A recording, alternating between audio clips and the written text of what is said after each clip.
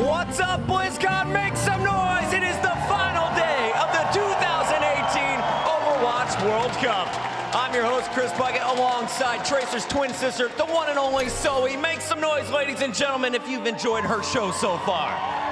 Zoe, we've had such an incredible show so far, and it's only going to get better here on the final day of action. That's right, Bucket. Yesterday was absolutely bonkers. We had so many upsets coming your way, and that now leaves us with just 4 teams remaining. It's going to be China, the UK, Canada, and last but certainly not least, of course, South Korea, who are looking to get their 3rd World Cup championship title in a row. Now, South Korea is going for that three-peat, but if any of our other teams hope to take them down today, they're going to need some stellar play from their T-Mobile MVP nominees.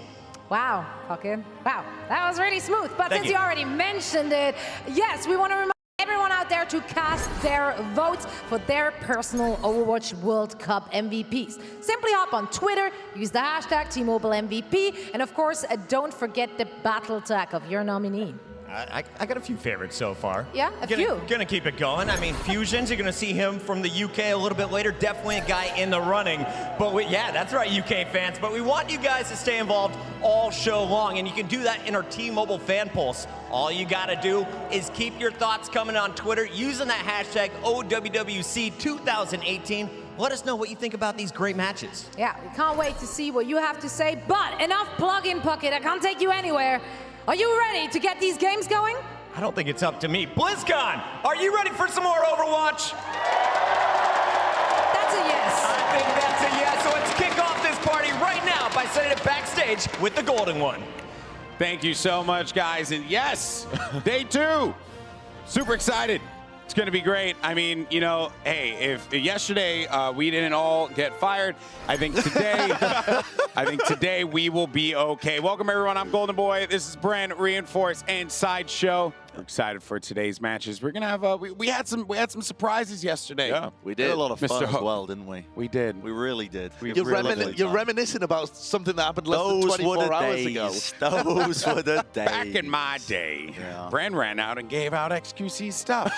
You know, That was the highlight of his day. Exactly. Now let's go ahead and take a look at the schedule for today. So we're gonna kick things off with South Korea versus the United Kingdom. Then after that, it is going to be China going up against Canada. And we might see, potentially, a World Cup 2017 gold medal match rematch. Wow. That wasn't complicated at all. Yeah, South Korea against Canada. Yeah, like we saw last year. That is a potential outcome. That is a thing. It is a statement that I said. It could potentially happen. That's like some Bren level analyst. Exactly. That's madness. That's why they pay me the big bucks, baby. All right, so let's also explain how the format is going to go. So our first 3 matches of the day are going to be a best of 5. The gold medal match, though, will be a best of 7. So a lot of Overwatch is going to be played here today. We're going to be playing on patch 1.29, also known as the glory of Torbjorn, which we got to see yesterday with Custa. In all his glory. It was reasonably successful. Carpe ran it as well. It worked, kind of. It worked. I think Custa had a plan, and I think Carpe did it for the lulz. Maybe. I think that's possible. I think that's a bit disrespectful, though. No, I mean, I'm just saying because, you know, it's Carpe. That's Carpe true. could do whatever Carpe wants. He is the most confident guy on Team South Korea. I saw a thread on Reddit like after the game, and it was like, why did he pick Torb? Like, why is he so much better than anyone else? Like, what's his 900 IQ for picking Torb? Yeah. And no one knows. I think he might have just wanted to play Torb, man. Yeah, that's probably I don't blame him. It's a very exciting update. Okay, so we actually do have our insider Danny, who's going to be standing by with Fate from Team South Korea to get his thoughts about this upcoming matchup. Danny. What is up, everybody? Danny Lim here with the sexiest main tank, Fate. Everybody give it up for Fate! Fate, thank you so much for being here with me. I'm gonna go ahead and jump right into my question. Was Team UK one of the teams that you guys expected to play against for this matchup? And also, how ready are you for this semifinals? 자, 페이트 선수, 오늘 준결승전 영국과 하실 텐데 어떻게 영국과 하실 거라고 예상을 하셨나요? 그리고 또 얼마나 자신감이 있으신가요? 일단 어제 뭐 힘들게 이기고 올라오셨는데 뭐 일단 수고했다고 말해주고 싶고요. 그리고 북미나 유럽이나 저는 똑같다 생각하기 때문에 유럽 분들 자존심을 좀 위해서 좀 재밌게 해주려고요. 그래도. All right, so first of all, I just want to say, UK, you had a hard time coming all the way up here, so congratulations. And it doesn't really matter for me whether it's USA or UK. We're going to win, so it's going to be a fun fight. So I'll give you guys some fun time, everybody. Alrighty, another question. This one's a personal question for me. Do you think it's going to be an easy, clean sweep just like yesterday for today's semifinals matchup? 자, 페이트 선수, 이건 좀 개인적인 질문인데요. 어떻게 영국과의 경기 어제처럼 쉬운 게임이 될 거라고 예상하십니까? 방금 전에 말했듯이 유럽 분들 많이 보고 있을 텐데 자존심 좀 지켜줘야죠. 그냥 재밌게 하려고요. All right, so like I just said, I just want to talk to the European fans. Since they're watching this, I'm just gonna make the match really, really fun, and yeah, let's have a good game. Alrighty, everybody, give it up for Fade. That's it for me, Golden Boy. Take it away. Thank you so much, Danny. Fate, ever the humble and kind soul that he is. He certainly is. You know? He had an opportunity to just lay down the smack talk, but I think that's reserved for Jonak and Carpe. Fate is, you know, he's but almost the opposite to him. I also do think, though, that Fate just lets it hang in the game. That's what he does. Is that a thing? Is that a you make that sentence? up? I think he just shows it off in the game. Oh, Do you realize you see. got 3 years? Okay, no, that makes sense. That, yeah, You that know, kind of like makes sense. he don't need to talk trash. Okay, and you're saying Carpe and Jonak don't? I mean, Oh those no! guys I mean, are they can if they unbelievable. want to. It's like as Johnny always says. It's the picante. You know, it's the picante. Johnny famous for saying Johnny, Johnny, say. world famous line from Johnny reinforced Larson. Okay, Picante. well, let's recap what happened yesterday as Australia took on the Juggernauts from South Korea. And while we went into this matchup expecting South Korea to be very strong, Australia gave us some fun moments, and they could have taken Game 2 in Blizzard World. It just did not go their way, unfortunately, and then Carpe busted up. I mean, that's a storyline if you want it. I was going to say it was worse than I thought. Worse. Whoa. Yeah, well, in some sense, though, I agree with Jonathan, because the rumors of South Korea's death were vastly overstated, I think. Yes. When people came into the tournament and they were worried, you know, this Korean team hasn't really practiced very much. Are their players taking it as seriously when they just want to break from the Overwatch League? Are they even able to have effective scrims with Fury in London and Fate over in North America? I think they've just proven that really they have the quality across the board and they know each other well enough that they can perform at a top level even without having put in like huge amounts of work like USA or Finland did previously. But I will say this, Australia, despite it being a 3-0, did have some very close games on Blizzard World and Anubis. Yes, You gonna deny me that one? You gonna deny me that one? No, they had some Keep your decent mouth showings. closed. Whoa, whoa. You can't say statements that are just facts and then be annoyed at someone for It's not a fact. arguing with you. Can't deny me this one, lad. Now, you've been trying to get me fired, aren't you? I've seen what you're doing. That is the Please. theme of this desk here at BlizzCon. It's how can we all not get fired? And somehow, some way, it's gonna still happen. But one person who definitely won't be fired because she's doing such a fantastic job is Frankie, who's actually going to be standing by with Fusions from Team UK to get his thoughts on this upcoming match. Thank you very much, Golden Boy. Now, yes, thank you, Lions! I just want to do a short disclaimer before I start talking to my friend Fusions here. This is not biased. This is top, very important insider research. I'm finding out what it's like to wear that 7 Lions jersey. Now, Fusions, thank you so much for joining me. You are clearly one of the biggest stories of this tournament, but you only joined the team after the group stages. So what was it like to join the team at such a late stage in the competition? Filling in for Chris was really difficult because he had a kind of dominant role in the team. He was the kind of shot caller, kind of leading everyone, but I feel like I just tried to work my way around the team in terms of comms and how I was playing, and I think I've done a really good job of fitting in with everyone, and I think everything is going really smoothly so far. That's a huge responsibility, though, calling the shots. So the team has had to almost reform around you. What are you like in game? I'm really, really loud. If anyone was here in the arena yesterday, they would have heard that. I just kind of try and take over in the calls mid-fights, target call as much as I can, and lead my team when I need to. But I also want to give space for people like Cruz to talk when he wants to, and just let everyone do their own thing. I would personally never, ever give Cruz space to talk. That boy's got a mouth on him. What's it like being one of the greatest memes at BlizzCon? It feels good, man. We've got to head back to the boys on the desk. Before we head back, though, yesterday I tried to do the chant, guys, and I'm afraid that UK, we were a bit rubbish. Do you know the chant? When I say let's go, you say line. Should we do it once more? Yeah? When I say let's go, you say let's go! Yes, thank you very much. Let's head back to Golden Boy and the deadlock triplets on the desk.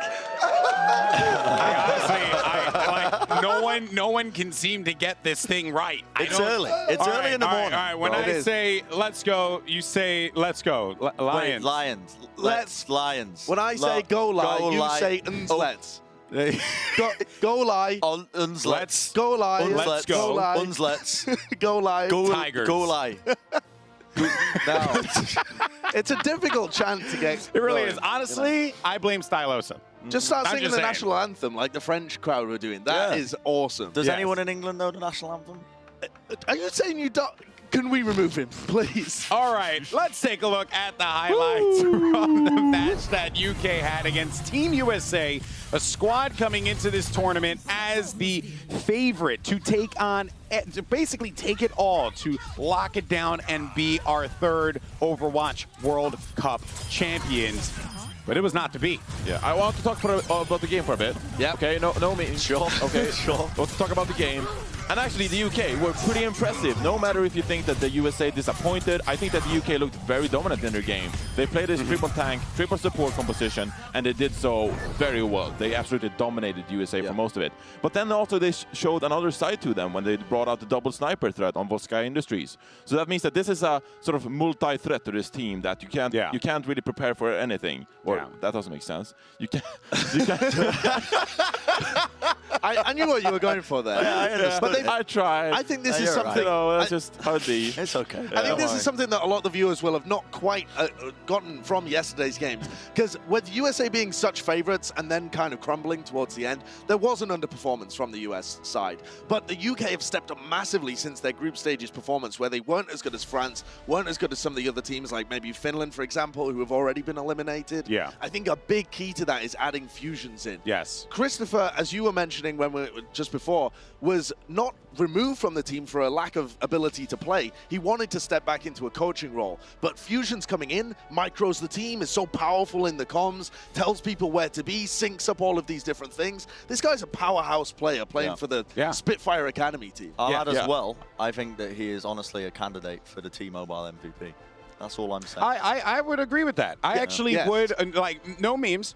Okay, I agree with that. Fusions, because they have to get further in the tournament. That's though. true. They can't that's just stay in the quarters. But he brings instant presence to this squad. I was listening to these boys scream in the back, and Fusion said he was loud, and he was loud. Yeah. Like you could hear him from the other side. You can hear him from the Mythic stage. Like that's, and just for context, we're like really far apart. So you know, I'm just throwing that out there.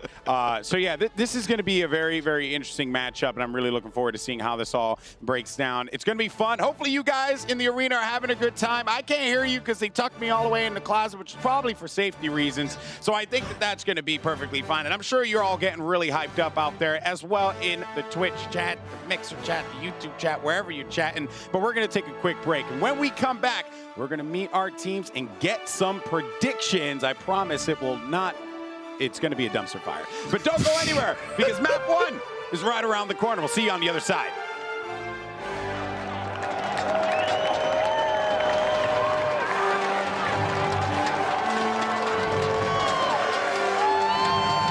The Overwatch World Cup is brought to you by Omen by HP, the official PC of the Overwatch World Cup, and by T-Mobile, America's fastest unlimited network.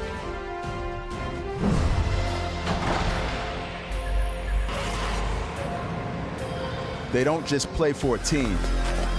They play for every fan, every rival, every moment, every match. And when everyone watching expects the best, they perform with the best.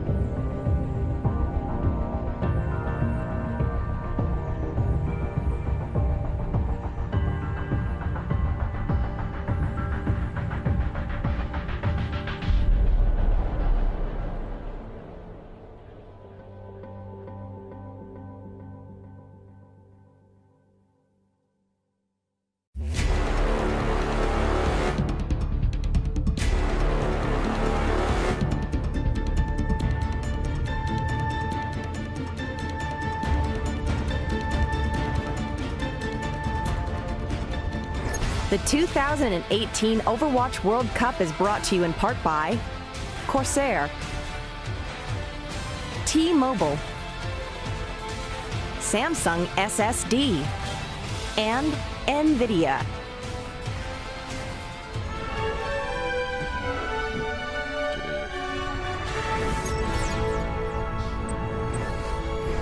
Welcome back, everyone, to the desk here for the Overwatch World Cup 2018. As we get ready for our first match of the day, it is going to be South Korea going up against the United Kingdom.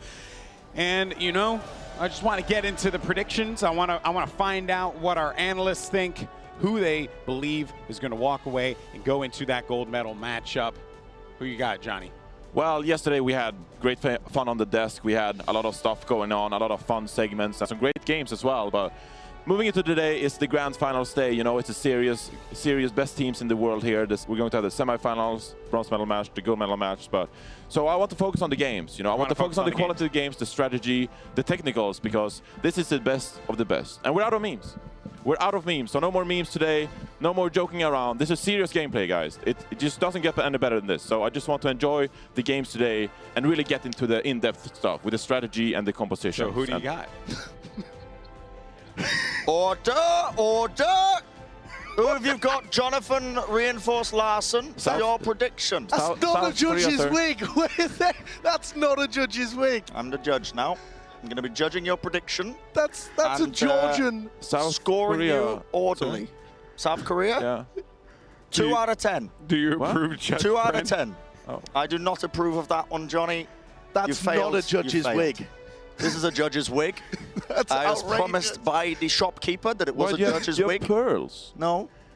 Josh, who do you have? No, Who do you have? I think this is South Korea going to be able. South Korea, I think, are going to be the favorites in this matchup. I think Team UK are very good. They're the only team left in the tournament, though, that are playing this triple tank, triple support composition.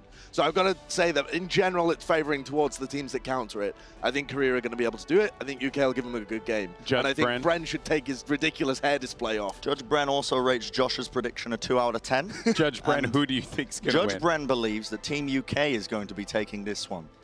Okay. For reasons that I can't disclose accurately, but I can Okay. tell you from the bottom of my heart, I feel like they have been earning scrim bucks, as it's known in the industry. Points through practice matches, to anyone who doesn't know. You're They've trying. been performing well in scrims. Do you know what a scrim is, Jonathan? Yes. I can educate I just you on find the it matter. funny. You're trying to interpret a judge, and this is the smartest thing that can come out of your mouth. It's like Just nonsense. it's highest On to level of the education casters. right here. All right, well, let's go ahead and welcome to the stage Team South Korea. We made some poor mistakes. Oh, man. Well, there they are. Team South Korea. Judge Brent aside, I think both of you gentlemen might be right. We could be seeing South Korea go for their 3rd gold medal in the Overwatch World Cup. Yeah, well, the thing about this team is that we talk a lot about team and their characteristics, having a set composition, playing the triple tank, triple support, or the Stomfist and Sombra. This team can literally play anything. They just blend in Torbjorns and Maze like it's no big deal, and they just still keep a very high level and play their game at a just ridiculous level that's so hard to adapt to in the game and swap those picks up to try to counter them. And so this team is so scary because there's so much individual skill, and it's like they never step off their game. Them doing mistakes is like non-existent. Yeah, they make so very you can't few punish mistakes. anything. Almost unkillable backline in Jonak and Animo. Definitely the best that we have in this tournament. They've been favoring the Winston as well. Played 88% Winston in their quarterfinals games compared to only the 40% for Team UK. So very different styles from these two teams. I really can't argue anything you're saying. I need the points you're putting across. I feel like this is honestly the strongest South Korean roster they could have put together, despite what people were saying, actually. Because Fury, I rate as probably the best off-tank in the game right now. I rate Fate, actually, as a very consistent main tank. I feel like this game right now, the era of Overwatch, it's very dependent on the main tank players. Don't laugh at me. You're funnier when you're saying reasonable things, honestly. Yeah, honestly, I think this is how it should be all the time. All right, well, let's go ahead and bring out your next team, hoping to pull off another massive upset. It's Team UK. Brent, anything to say about Team UK? I feel like this is a team that showed that they have got what it takes to perform at a very high level. They honestly exceeded all expectations of everyone coming into this tournament, myself included, obviously, because I predicted USA twice in one segment. That's true. And these guys have really stepped up. Big part of this has been Fusions, this main tank player, like we mentioned earlier. Came in late. He's coming for the playoffs here. He didn't play in the group stages for them. It was Christopher instead. And now, realistically, every team I've been speaking to have said that the UK have been performing very well in scrims. They've been exceeding expectations. In fact, one of the strongest teams in the tournament, Team China, I know I was speaking to Team UK themselves, they said themselves, you know, they've been beating China in a lot of these practice matches as well. So I got high hopes for this roster, which is part of the reason why I predicted them. No bias. No bias at all. All right, well, there you have it. You heard it from the analysts. It's now time to get our first match underway. Team UK going up against Team South Korea. Let's get hype in the arena. Let's get hype at home. This is going to be awesome. And send it over to your casters. You got CP and Jake on the horn.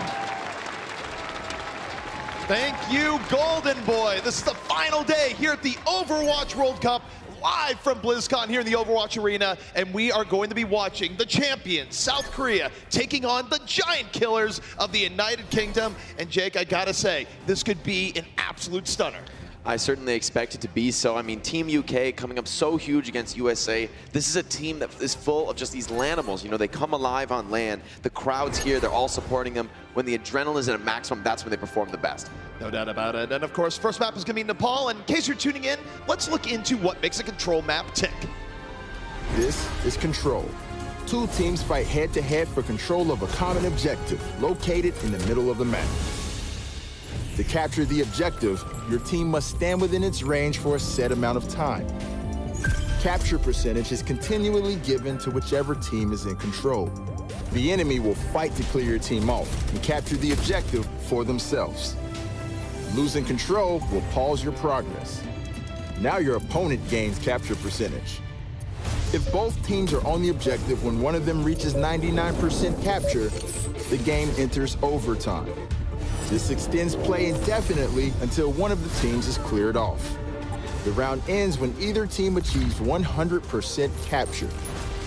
Each round is played on one of the map's 3 unique areas. Control is best of 3, so whichever team captures 2 objectives wins. And we're getting right into it here on Nepal. We take a look at the stage we're entering into here, Jake. It is going to be the Sanctum of Nepal, something that where teams get up close and personal. What does this mean for the United Kingdom here? Well, this is always a nice map to start on because it's so different than the other 2 stages. You're going to see compositions here, maybe that focus around on Orisa. We've seen a ton of that in the past. Of course, the Halt is such a strong ability centered around on a map surrounded by these death pits. Of course, when we'll see right near the point, there's all these dangerous environmental zones where just to cap the point, you put yourself at risk. So it's going to be really interesting to see which team can get better use out of the environment on this map. That tends to be a major decider. Also, this is a major opportunity to define styles. Will the UK force their 3-3 setup, maybe their double sniper? It feels like they've had success on a lot more compositions than we expected, so I see both of these teams as very flexible. Well, you think back to Volskaya yesterday, the United Kingdom very comfortable on the double sniper, but of course, South Korea, you take a look at what they have in reserve. Carpe on the Widow, arguably the best Widow in the game. This is going to be big. It's a mirror match to start things off here. We get to see the snipers challenge one another, but this is also an important test of the rest of the team. Who has better coordination, who can contest the point and threaten shields. But it's Mikey A opening things up on a Jonak. That's a huge pick. Immediately, Jonak getting dropped by Mikey. United Kingdom working with that key man advantage, but you're going to get Jonak res back up. It just gives a position advantaging, but look at that, they find Faye! They box him out! They deal with the Orisa on the other side, and the United Kingdom is going to get first control here in Nepal. That pick by Mikey A is so impactful. It forces them back, but Kip finds 2 more picks, opening things up, and now South Korea, they're forced to retreat back to the spawn. They need to regroup, reset, and this is where things can get really tough against double sniper. Now that Mikey A and Kip can set up wherever they want around the map, it's going to be a struggle for South Korea to just even find these snipers from the United Kingdom. Kip gonna open up here with the Sonic Arrow. His Hanzo has been sublime here so far in the Overwatch World Cup. Looking for another early pickup. Gonna look back the other way. Jonak in his sights, knows where he is, looking to Carpe. Meanwhile, United Kingdom, they can just relax here in the point. It's up to South Korea to make a move, but Fusions is gonna go down. And now South Korea, they can start going into point. But Jonak, Kip is able to find him. It's been evened up. Fusions res back into the fray, and this is back and forth. Cruz doing a great job of staying alive on the Mercy right in the thick of the fight. He reses up Fusions, and that's allowing the United Kingdom to keep fighting for this point control. It looks like Team South Korea, though, a few picks flooding in for them. Team UK is going to really struggle to move back in onto the point at this point. But it's still not too bad here for the United Kingdom. They open up with 51%. This is workable. It's definitely doable, but so far, Team South Korea seems to be getting the best of these point fights. I mean, it's Team UK's snipers that are bringing them back into it, but they really need to be winning that tank battle on point. The Orisa is just so impactful on this map. She has so much potential to control the point. United Kingdom looking for a way back in. Getting back into Sanctum can be a little bit tricky, especially when the opposing Orisa is set up. You have to be really careful of those environmental pickoffs where you don't want to get halted off. And Fusions almost bursted down immediately, but here comes a Dragon Strike. Going to force Fate to move a little bit. United Kingdom looping around the left side, trying to go for Fury, looking for any pick that they can get here. Fury, though, able to get out of dodge. Here comes the Dragon Strike back the other way, and we're going to see the Transcendence out from Boombox. Screws his Valkyrie. Specs finds Fleta, but gives up his life for it. Picked off his baby Diva by Carpe, and this, a 5v5 Fusion's getting focused down in a hurry. Carpe getting zone, wants this Widow Duel, finds it with the infra side up. Now it's going to be a struggle for the United Kingdom trying to push back in. It looks like they've got a little bit of side swapping action, but they're not getting a ton of value out of it. Carpe still free shooting, and he finds Cruz. Able to find Cruz, but Fate is down. United Kingdom working with the tank advantage now. They're gonna try and take some degree of edge on this, but Carpe has been a problem that has not been adequately dealt with here. Just rotating around, and we got a Widow Duel up close and personal. Mikey in Carpe's face. It's a Hanzo Widow versus Carpe with Mercy support, but Boombox is down, and Carpe finds Mikey, and Kim 1-on-2 does not matter.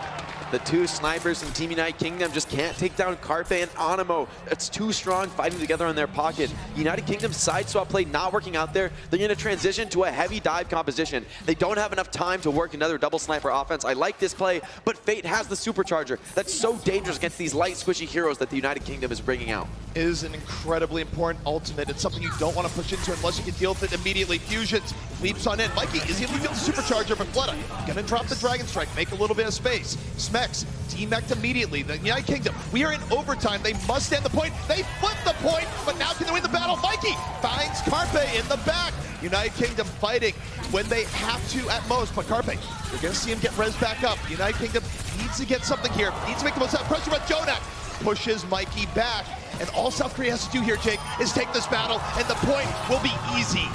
I like this play by Team South Korea. They don't challenge the point. They don't leave their strongest position on the map, controlling the high ground. Now they reflip the point, and there's just no chance for Team United Kingdom to get back into this one. That's round one for Team South Korea, but it was definitely close. The United Kingdom, they're not out of this series.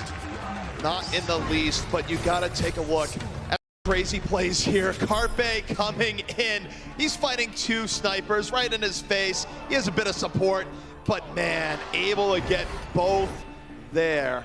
That man, so incredibly good on Sniper Heroes. Yeah, and more than just that close range battling, of course, that's so obviously impressive, but what I was really impressed by is, for Carpe on that round was just how well he rotated around the map, always responding to the movements from Team United Kingdom, never giving them the sort of angles they were looking for, never able to force him out of a position. He's always being effective and yet staying alive. That's the mark of a great player.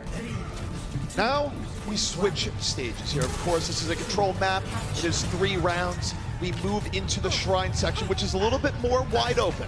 Very interesting. We're seeing two different tanky setups coming out from these teams. Team South Korea with the classic 3-3 setup, very powerful. Team United Kingdom with a little bit of an older triple tank setup, quad tank setup, excuse me. Looks like they're going to make some swaps too, perhaps not expecting Team South Korea to bring the classic 3-3. Now it's a full mirror match. We'll see if Team South Korea is able to get a first control off their aggression. And this is what United Kingdom wants. This is what they have practiced most with. This is what is defined European play.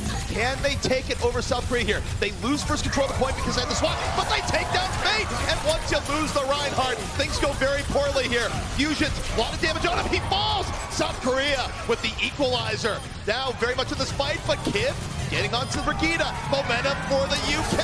And they're going to go on the point and reflip. We can see how impactful the team play is there. Fate just goes one step beyond where he can really be, gets stunned down and instantly bursted by Boombox. That stun is so powerful because once the Ryan drops his shield, the Zenyatta can immediately place a Discord on him, and there's almost no way to get that off. So from Fate's perspective, he has to be so cautious about that. I mean, both Ryans, it's really a struggle to just keep that Discord off you because it's so difficult to stay alive once that comes through. Now note, even though Fate dropped early in the fight, he's actually a little bit closer to the Shadow, but UK being so aggressive, trying to isolate Fate, but the support is there. Fate is still good. Going to get Earthshare up, 85%.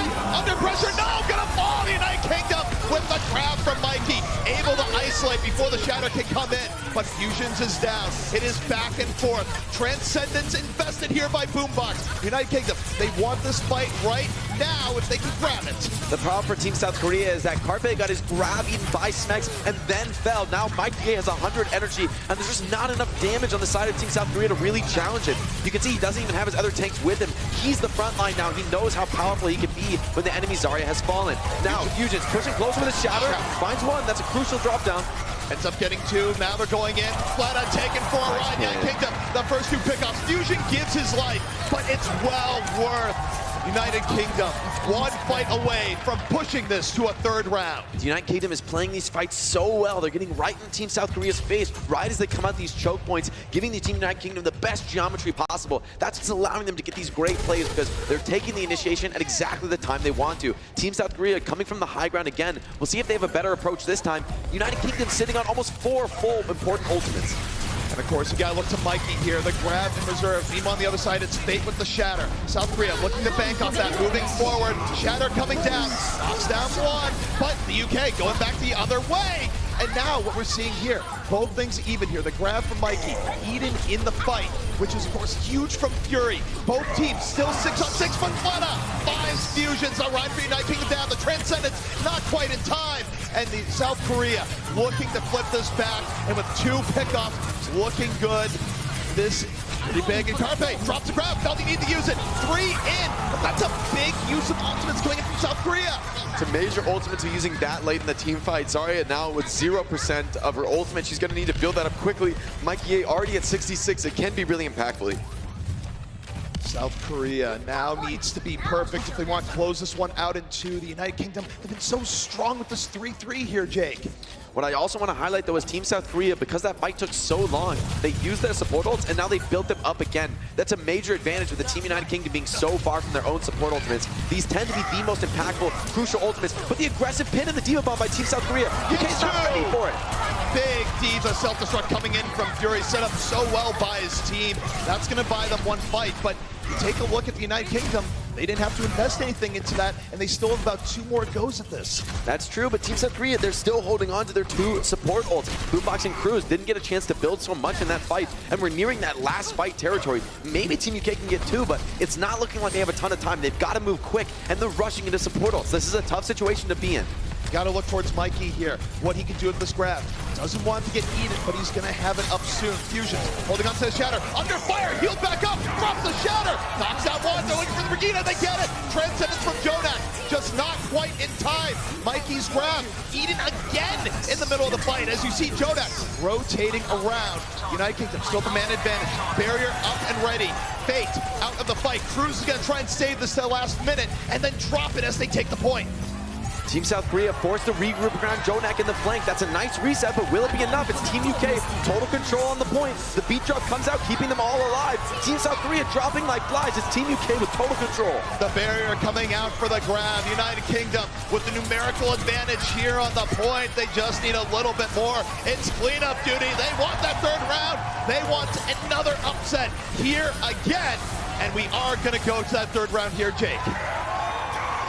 Looking really good, Team United Kingdom bringing that back. They felt like they did have control for most of the map, but somehow winning that last fight, even though it was one of the more challenging fights of the map, that's the nature of that 3-3 composition. Fate getting a little bit over-aggressive, getting caught out.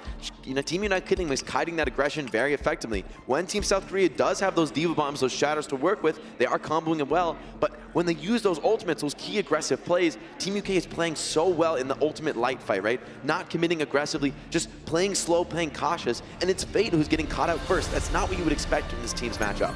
Let me ask you, how big of an advantage is it for the United Kingdom to get into these 3-3 mirror matchups where even as good as South Korea is, this is the style of play that has defined EU over the last season? It's certainly the matchup that Team United Kingdom is looking for here, and Team South Korea, respecting that, they're going to switch to one of these heavy damage spam comps. Team United Kingdom, expect to see them sitting on the point almost permanently, but the question is for Team South Korea, can you break these tanks? It's not as easy as it seems. Even if Team South Korea can't shut down the Pharah and the Hanzo, they might just be able to out-heal them.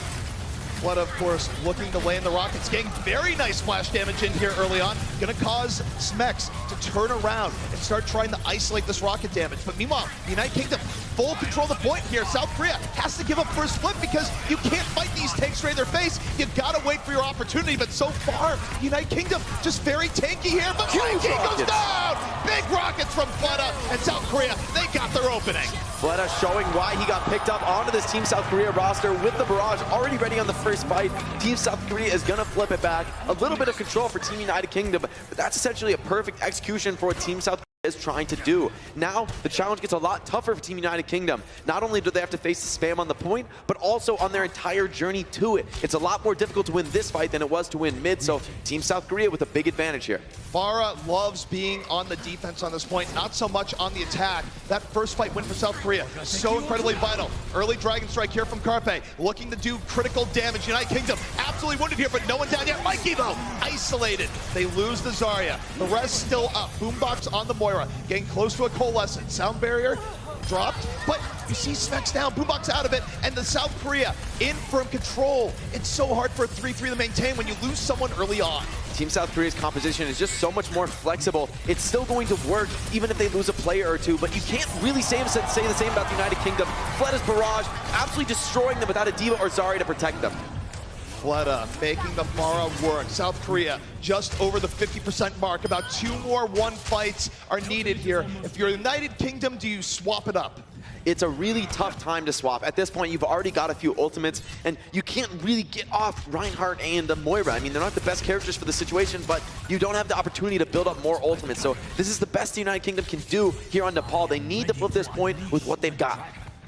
We'll see if they're going to be able to do it, but at this point, they're going to need a mistake. Dragon from a diagonal angle from Carpe. Was looking for something, doesn't get much. It was a good idea, just a little bit off. Now Carpe coming in the flank. The rest of the United Kingdom going straight to the point. They need to flip it. The self-destruct from Specs deals with his counterpart. They're down Cruz, though, so sort of a pseudo 5v5 here while D.Va is out of her mech. Transcendence coming in from South Korea. They're going in. Barrage is used. Fusions out of the fight. And Fleda, so much room to work with here. Rocket after rocket. The MVP for South Korea cleaning on up.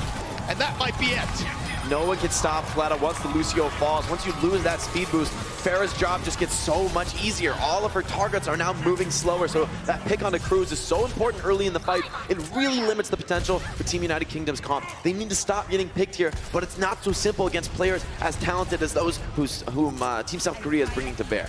The problem here for the United Kingdom, they have to rush onto the point. They can't worry about positioning. They have to hope and pray for a miracle. Mikey holding onto the ground, needs to land it without it getting eaten. Has a D.Va in his face. Mikey holding onto the ground. Fleda, rock after rocket from the top. Cruz already down. Grab fuse not in this time, but it might not matter. South Korea, just too much damage on the entry for the United Kingdom to deal with, and it's going to be South Korea taking map 1. South Korea making the better picks and making them work. Very intense coordination from them as well. This is a team that a lot of people said maybe they aren't so coordinated, they aren't so practiced. They certainly don't look like that to me. I mean, Fate, perfect job contesting the objective, cycling along with his tank partner in Fury, and at the same time you have Carpe and Fleda constantly poking from opposite sides, especially Fleda's Far getting so much value. The early pickups, the barrage is always on point for Fleda, so he's playing really well, and so are the rest of Team South Korea. Rumors of their weakness greatly exaggerated. No doubt about it. However, if we want to go to the full narrative and think back to yesterday, the USA looked very good on control as well, but the power of the compositions that the United Kingdom like to run, they really showed their strength as we went into the other map types. So I do wonder how things are going to play out, but I will say South Korea looked absolutely surgical there. Yeah, what we can say, though, is on the map where both teams are running that heavy 3-3 composition, even though Team South Korea was able to get that first capture because the United Kingdom wanted to go change their composition and take the mirror match, once the mirror match was actually going, Team United Kingdom really looked like they were in their wheelhouse. They were playing how they wanted to play, playing their combos, and this is what this team has been talking about from day one. It's all about the teamwork, the combos, the experience. Of course, Kib and Fusions have played together before. They know how to do these combos. They know how to execute the 3-3 comp. No doubt about it. In case you're tuning in going, wait, what did I miss? I slept in a little bit. We got some highlights here from map 1. Just kind of review just what we were seeing here. And man, Kib, early picks on the Jonak. One of the best situations you've ever been. Finds Carpe as well.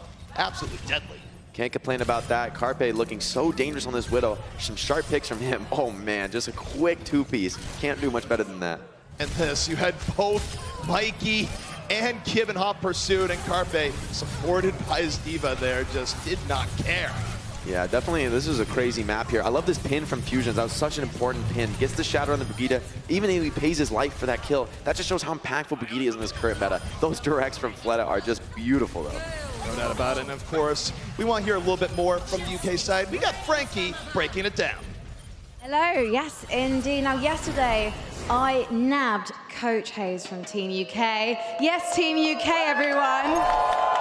We've got some fans in the house. I just wanted to ask him what the change from the group stages, because we saw them slightly crumble in their match against France. And he said that the team have learned to trust each other, and they are absolutely sticking to those calls. And Fusions is a key reason behind this, because he keeps an eye on the enemy's Rhine's Earth Shatter, and he tells the team to slow down, to not rush in with those Zarya bubbles when the enemy team has got that Rhine ult. However, as we saw, they were forced into a less than comfortable comp for them on that first round of Nepal in Sanctum. But we saw them get back to what they know and love in the second map, and of course, they came back with the result. What they clearly need is a counter to the Pharah, but will the boys adjust, or will they stick to their guns? I don't know. What do you think, ZP and Jake? Well, I do think we are going to see some adjustments, and you think back to how they had a big turnabout yesterday. We went to Hybrid next, and what map did they prefer on Hybrid? It was King's Row, and personally, I don't think they have any reason to change, and no, they are not going to change. But in case you're just tuning in wondering, well, what is a Hybrid map? Let's take a look at it. This is Hybrid. Two teams face off as either defenders or attackers. The attacking team has a limited amount of time to first capture a payload and then escort it along a set path containing 2 checkpoints. To capture the payload, the attackers need to stand within its range for a set amount of time. Defenders can delay capture progress by also standing in range. The attackers must work together to clear away the defenders. If successful, they score 1 point and gain additional time on the clock. The payload only moves forward when an attacker stands near it. Defenders can delay the payload's movement by standing nearby. To get moving again, the attackers must clear away the defenders by force. If even one attacker is capturing the objective or on the payload when the time runs out, the game enters overtime. This extends play indefinitely until the attackers are either cleared away or they gain more time by reaching a checkpoint. Every time the payload reaches a checkpoint, the attackers score 1 point and gain additional time on the clock. The round ends when the payload reaches the destination or when time runs out. Teams switch sides each round. Whichever team scores the most points and escorts the payload farthest wins. We are here on King's Row, South Korea versus United Kingdom, and you got to think back here, Jake. Why would United Kingdom want to go to King's Row? And part of it is that this is a very, very good map for those 3-3 style compositions, and it has been their ace in the hole and something where they would like to think that they could beat a mirror matchup against South Korea if they were trying to run at them with the same thing.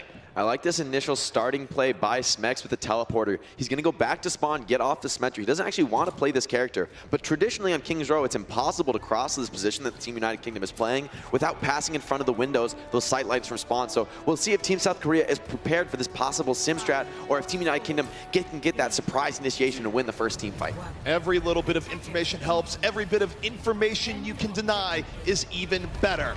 And now the United Kingdom, the jig is up. South Korea has seen where they're at, and they're just going to rotate back over, but it's just that sneaky little start that could have paid off. You want to keep every opportunity open. And Flutta on the far, pick up where he left off, almost getting Mikey. Mikey just barely gets away. This is looking really rough for Team United Kingdom. They don't even have a Zenyatta. Very little answers to the Pharah. He's going to be free farming in the air with the Mercy to help. The slam comes in from Fade, and the United Kingdom just struggling to hold point. Fletta free shooting from above. Somebody has to stop this Pharah, but it won't be Mikey A. He drops already. Team United Kingdom, they're losing capture control. They have to get back to this point. Mikey has been the key target here for Fletta. Every rocket heading towards Azaria. Carpe, though, falls. The United Kingdom looking to bring this back. Smexo's giving up his life, and no one is looking at Fletta. No one can really stop him with the Diva being demeched. And right now, this is Fletta's world. We're just living in it. He's going to drop an early bronze, because why not? Diva not in play, and South Korea going to get point A in a hurry. Fletta locks it in. Great play on the Pharah. Has that barrage already. That's just because he's been dealing so much damage in this team fight. United Kingdom just falling apart. I mean, this is just a classic counter comp from Team South Korea. They just picked the right characters. They knew what Team United Kingdom would bring to bear, and they're already answering it. United Kingdom, I'd expect them to come out with something new here. I like the switch to Sombra Roadhog, but it's going to be tough to answer this Pharah. Even with this comp, I mean, the Roadhog Sombra, very, very dangerous against a character like him. I mean, he's going to really struggle against that much control. But you do have the EMP coming online points to it for Carpe. Really, Sombra and Roadhog are only powerful with their abilities. If that EMP comes out, Fate's not scared of anything. Especially when the EMP can be backed up by the pile driver mind combo. Fate moving in, EMP not out here just yet. Cruz down, 5-on-5. Carpe getting away a little bit, but Fusion's in a rough spot. EMP goes out, and South Korea is going in, immediately punishing after the EMP. And again, no one to punish Fleta. All the room in the world. Exactly. Fate, they can't stop him once that EMP comes down. The hatch being focused on the Kib, so he's got no hooks available to disable this Hammond, and Fate holds on to the mines. That's a great hold in this situation because they're coming up on the end of second point. The minefield is one of the most powerful abilities in the game for finishing off a final capture. You force the enemy to run into that minefield. They're in a double bind situation. They can't really deal with it when the objective is being threatened in this way, so that's a great save by Fate. And United Kingdom, they're going to need to find essentially a huge shatter here. There's not much else in the tank. Here's the problem though, Fleta in the sky, waiting for that defensive matrix to be drained a little bit. Barrage ready. Transcendence up from Jonak. Fleta going in, would like to use it now, so has to get away from self-destruct. Drops the Barrage in the back, finds Cruz, but gives his life for it. Is hooked down and taken out by Kib. Might not matter. 4-on-4. Kib gonna drop the whole hog here. Looking to make a little bit more space. Fate rolls on in, says doesn't really care. It is a pro on the point right now, Jake. The EMP comes out, Kib finds the hook, but they can't finish off Fate just yet. He's getting a ton of healing, and now there's all fighting on the cart, but the beat comes down. That might be enough to hold here for Team United Kingdom. Spawn's coming back, Fate's hacked up. He might fall here too. Trying to run away with his life, but he won't escape. The hog play from Kib is on point here, gaining a ton of value and staying alive there. You can see he shut down Fleta's barrage, and not a moment too soon. 0.05 meters left to capture this cart, but so far, United Kingdom is making a hold. Now, with this last choke point being really closed in terms of aerial mobility, is this a little bit of a better position to fight afar in?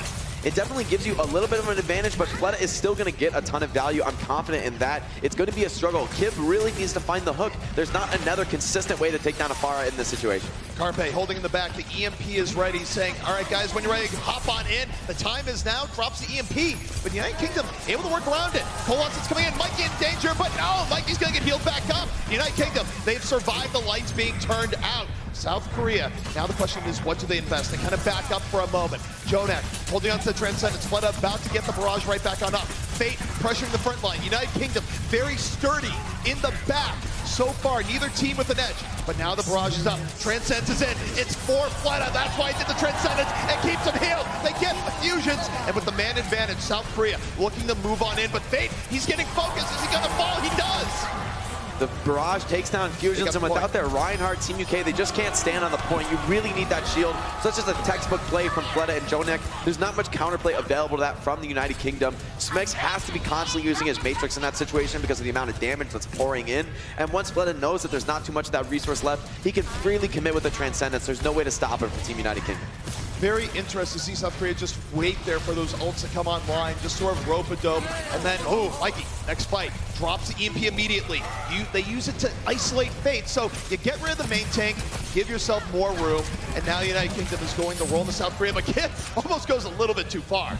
Wants to find that extra pickup hook, but it's Carpe going off the map, interestingly enough. A little bit of an error from him, potentially. I'd like to see that POV, but you can check that out for yourself if you've got the World Cup viewer. Yeah, he's definitely not going to swap here. I mean, almost has the EMP, so that was just sort of a oops moment, I'd say. Yeah, there is a flank you can do by dropping down in the pit and throwing your translocator, but the timing is quite precise. Easy to fall. Might have happened to him. All right, South Korea now going to move in. Carpe hang to the back. EMP all set up. Drops immediately, but torn down before he drops it. That was a bit of a mistake, but Fleta goes in with the barrage. Evens up to a degree, but it's just not enough. They needed to be a little bit more decisive. The United Kingdom should be able to stall out with this. Although with the mercy for the side of Team South Korea, trading frags in this way does benefit them. Using the Resurrect, of course, now they have a bit of an advantage in the team fight. Fusion's back to the card, drops the Shatter. Fate doesn't get the bubble down in time. He's on the ground. They're trying to save him with the Transcendence. Looks like it might be enough. Jonak goes in. Didn't want to burn it that early, but had to. Self-destruct from Specs. Not going to get anything. One slugfest after another. Fury drops the bomb to the back. Doesn't get anything. Barrier out from the UK. Fighting back the other way. Smex looking to get healed up, but no. Gonna get demacked instead. Kib out of it. 2 key tanks down. South Korea now aggressing. A big advantage to them as Jonak pick off after pick off. This is looking really grim for Team UK. The EMP is already online for Carpe. At least Mikey A coming up on his as well. But Carpe's gonna have the major advantage. It's the United Kingdom who has to rush back to this objective at the last second. You'd expect him to take that EMP, and there's Smex dropping out of his mech. Now Hack, Cruz, can't make it to point. Someone's got to touch though, but the EMP on Jonak can't finish him off. Jonak, absolutely fine, healed on up. Fleta, rocket after rocket, clean up for the fire. South Korea, so close. Victory, Transcendence coming out here from Jonak. Just need a little bit more. They're gonna get it. They finish the map with 1:15 remaining. Kings Row was a strong point for the United Kingdom against Team USA, but Team South Korea looking a lot more practice on this map. I love the strategy they brought to bear. They're not taking that mirror match 3-3. They're denying Team UK their comfort zone. And Team South Korea, they're playing to their own strengths. They know how good these players are. Carpe, Fleta, some of the best DPS in the Overwatch League. Play to their strengths, keep them on their best heroes. This EMP from Carpe, absolutely perfect. Takes down the Moira and the D.Va. Those are the characters that you need to be healing up and stopping the Pharah from barraging. And the scary part is that fight could have been even more decisive if the EMP was a little bit earlier. Now, taking a look at what South Korea has done here so far, Fleta has been a beast on Pharah. Has the United Kingdom done enough to check him? Well, it's really tough to do that because Team United Kingdom loves running these heavy tank comps. Pharah is sort of the new meta counter to those comps. That new adjustment to Pharah makes her a lot more effective at poking behind a Rhine shield, trying to threaten supports and squishies, get that barrage up a little bit quicker. So Fleta really playing to the strengths of the new Pharah, getting maximum value out of his cooldowns. I'd expect Team UK to need to make a compositional adjustment more than one for playstyle. It's more about the characters they're selecting than how they're playing it. In reality, when you're running that 3-3 setup, there's not a whole lot you can do about a Farmers. Now you take a look at South Korea as they swap to the defense here. Fleta might just be looking to win your heart, Jake, because he is coming out on a Kings Row classic. Defensive Junkrat in action. What can we expect? I mean, I like this comp from Team South Korea, even though with all these characters, you know, receiving a lot of nerfs actually after the throughout the Overwatch League season, right? Junkrat taking a lot of heat, so did Mercy. We're seeing a lot of nerfs come in, but this composition is just so strong. Building rip tires with the Junkrat damage boost is incredibly efficient, and it's just a really effective location for the tire. There's a lot of geometry that benefits you as Junkrat. Interestingly enough, the first volley from Fleta hit absolutely nothing. Most of his grenades being eaten, but that's a little bit better. Throws him into the hotel. Now up to 50%. Looking for that quick tire. United Kingdom though. Oh, Fusions found Carpe. Carpe was on the ground, taken down, but ends up giving his life. 5-on-5. United Kingdom have lost Reinhardt. A linchpin to this composition. Fleta doing so much damage. Early tire ready, and he might not even have to use it in this fight. They've done enough damage, and oh, he gets picked off. Cruz out of nowhere, and now this is turning bloody, Jake. Animo, though, is staying alive, and with Jonak on the high ground, this is looking like a stabilization for Team South Korea. They can't really deal with the Zenyatta on the high ground, and they can't take down Fate either. He's getting so many resources from his team. Soon, Carpe and Fleta are going to be back, and Fleta's already bringing down the tire. Tire on the way. Gonna go straight through the window and use it to deal with Cruz. A little bit of vengeance there. Jonak says, let's clean this up. Transcendence in play from South Korea. United Kingdom, though, goes back in, drops the EMP. They immediately get Fate. So 1-for-1 here, back and forth. But the tankiness of the United Kingdom now on the point. Carpe, Widow in the window, but you need bodies on the ground. Carpe fighting for the clutch here. It's a difficult test ahead of him. We've seen him do more than Fleta. Finishes off Boombox from the damage with Carpe. They need to get back on the point. Carpe finds another Team South Korea. They're going to do this somehow. Carpe bringing it back. Those are not easy shots for a Widowmaker in the least. But again, could be the very best Widow in the game. Almost gets Boombox. That would have been big. Now Fury has a self-destruct. This is great for stabilizing on point. Fate has a supercharger of his own. That's going to amp up the Widow and the Junkrat, put them in a position where they're going to be one-shotting the supports of Team United Kingdom. This is a very dangerous fight for the UK. They need to get a very good beat off. Meanwhile, you take a look on South Korea. The tire is ready. Fleta, that's why he's all the way far back. Gonna let the tire rip. And nice patience, nice patience. Good use of geometry. Peeking third person, goes for Rhine. Nice focus. Taking the Rhine down is absolutely crucial. Great tire by Fleta. Great tire, but what was the rating? I'm going to go with a solid 9 out of 10 there. He's patient at the start. He doesn't take the initial burst right when he pops it. That's when everyone tries to break your tire. Then he uses the high ground and peeks around the edge using the third person of the tire. So just perfect execution by Fleta, showing his experience on Junkrat. And also, you just get rid of the Reinhardt. That's the key to the comp. Once Reinhardt's gone, pretty hard to move on forward. Carpe holding, almost got Lucio, had the opportunity. But South Korea gonna rotate a little bit here. Again, they don't want to fight this United Kingdom comp head on. A lot of ultimate power coming on in. Colossus early, Sound Barrier right after. They are stacking the support ultimates here. They just want to be sure. Meanwhile, Carpe, he's looped around to the Mondata statue, using it as high ground here, laying in the shots, headshot after headshot. But here's the issue. Fleta is down. The United Kingdom putting a lot of bodies on the point. Carpe is chased on down, and it is looking like the United Kingdom will get point A here, but it's taken them so long to get this level of edge. At least they're getting a few final ultimates out of Team South Korea. It does look like they'll be able to do it, but South Korea has fought back from harder situations than this before. Fusions with the Shatter, but Smex takes down Jonak, and Animal falls as well. That's all the heals to the side of Team South Korea. This should be a first point cap, but still 3.5 minutes off the clock. That's a great first defense. There was a world there where Carpe off the res could have just went to town. Didn't quite happen, but man, Carpe, he has been so good so far. And the instant swap over to the Pharah for Fleta, valuing it over the Riptire. I like that decision for second point. Pharah so good at poking down these backliners, and Fleta needs to keep the pressure on Cruz and Boombox. You can't let their supports be as free as they want to be. You need to be getting in the backline with Carpe, attacking them together. I like the synergy of these characters from Team South Korea.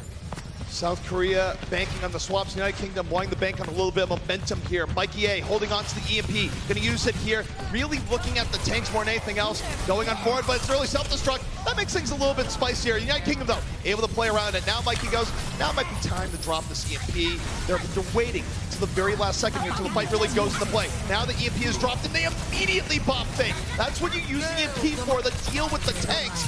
Hook coming in from Kib. Animo out of the fight. The United Kingdom has played this quite well. Kib staying alive on Roadhog. Roadhog, one of the best cleanup characters in the game. Fury doing his best to just get maximum stall on Card. Kib tries to pull him off. Can't quite get it done, but they do finish him off. Moving through second point very, very quickly here. South Korea, they're going to have to stabilize here on last, but their composition is a lot less effective in this kind of team fight in these close-range corridors at the end of second point. Also, the United Kingdom, they are stacked right now. They have so much power. The ideal situation for South Korea here is that you drain the ults, but waiting the fight seems hard, especially as Jonak gets blown up. Specs gives his life for it, can't remax, but with a 3-1 advantage, the United Kingdom is doing what they need to do here. It is a rout in their favor, and they're still even able to save Barrier and Earth Shatter. They're going to have a few minutes to work with on last point. This is a great Streets office from Team United Kingdom, exactly what they needed after that stagnant first point. Now, Team South Korea, respecting the third point, they're switching to that full 3-3 setup, and I'd expect to see the same out of the United Kingdom. We get to see the mirror match here, except key difference here, Boombox on the Zenyatta. Watch Fate. If he gets that Discord placed on him, you're going to see Fusions go all-out aggression, and it's going to be really rough for Fate to try and answer. Early bear on the Fusions trying to deal with the sleep. South Korea looking to go on it. Pressure in off the sleep. They complete it. They take down Fusions, and they roll on in. But that was all Jonak setting that one up. Massive sleep from Jonak, but he's going to have to do that very, very consistently. This matchup is very, very difficult for Fate to win. This fight, Fate might have a nano boost to work with. He can make it work, can make it happen, but it's going to be a real struggle. When ultimates start to run low, that's when Zenyatta gets more and more effective. Jonak holding in the back, nano boost, up and ready. You gotta think he's gonna be looking to throw this on Fate. Let Fate go crazy. He goes on, he's stunned, he's on the ground, doesn't have moved into the pen. What an incredible play from the United Kingdom, punishing South Korea. It is a full team wipe. That is what Team United Kingdom has been flexing on all series long against the USA. That Bash Shatter combo so clean and puts everybody on the ground for Team South Korea. Fusions is feeling himself. He wants another Shatter, getting right up in the spawn, getting a little bit aggressive here, but staying alive, playing with his team. Nice kite, but the bomb comes in. They're trying to pass the nice barrier. Sound barrier from Cruz saves the life of him and Kib. The bomb not enough. Kib gonna immediately pop the rally. United Kingdom moving on forward. Transcendence in. All the momentum for them here. Carpe drops a grab. South Korea trying to slow it down, and it's Carpe saying, let's go for a swim. Gets two early on, but the bomb from Specs finds Animo. But South Korea have done enough here, Jake. They're gonna fight it back. Jonak not falling. He's been sitting on the high ground, free healing this whole time. And from what I know about Jake Jonak's Ana, he doesn't miss much. So many heals to work for Team South Korea. They want to hold here, and they want to stop Team United Kingdom in their home turf here on Kings Row. And bear in mind, United Kingdom needs to finish this with at least 1 second left on the clock, or the best they can do is a draw. Team UK starting that fight off a little over-aggressive, and they're going to be really regretting that now. Team South Korea, they've built up a lot more ultimates in that fight, played it a lot more efficiently. Jonak with the nano boost, ready to send in Faith. Looks like he could get really aggressive here, but also they have the opportunity to just play cart with that Ana. You know, pushing into a nano grind is sometimes impossible. Self-destruct over. They're looking for another opportunity. Doesn't quite happen. United Kingdom wounded, but not out. Cruz, though, really needs to get healed up. Boombox has to use the orb on him, which is going to limit who can heal Mikey, and no one's going to heal Mikey. Mikey gone. And now the United Kingdom, they're not going to be able to finish this with any time left on the clock, and they might not finish it at all. Fate going in with the nano is going to force that Transcendence out of Boombox, but Team United Kingdom, they can't really get too aggressive with this. Carpe in the flank puts the grab on the Fusions. Fusions trapped, getting focused by the entirety of Team South Korea. Finally goes down South Korea. They know where their bread is buttered. They know how to deal with the Reinhardt kid.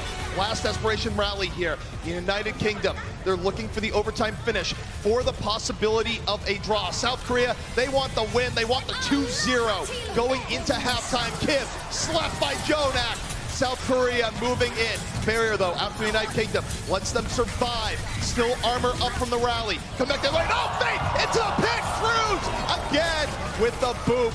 But South Korea, Fury, making up for it. Says, you know what, we're down a tank. Doesn't matter. He's going to lose it. Here comes the grab.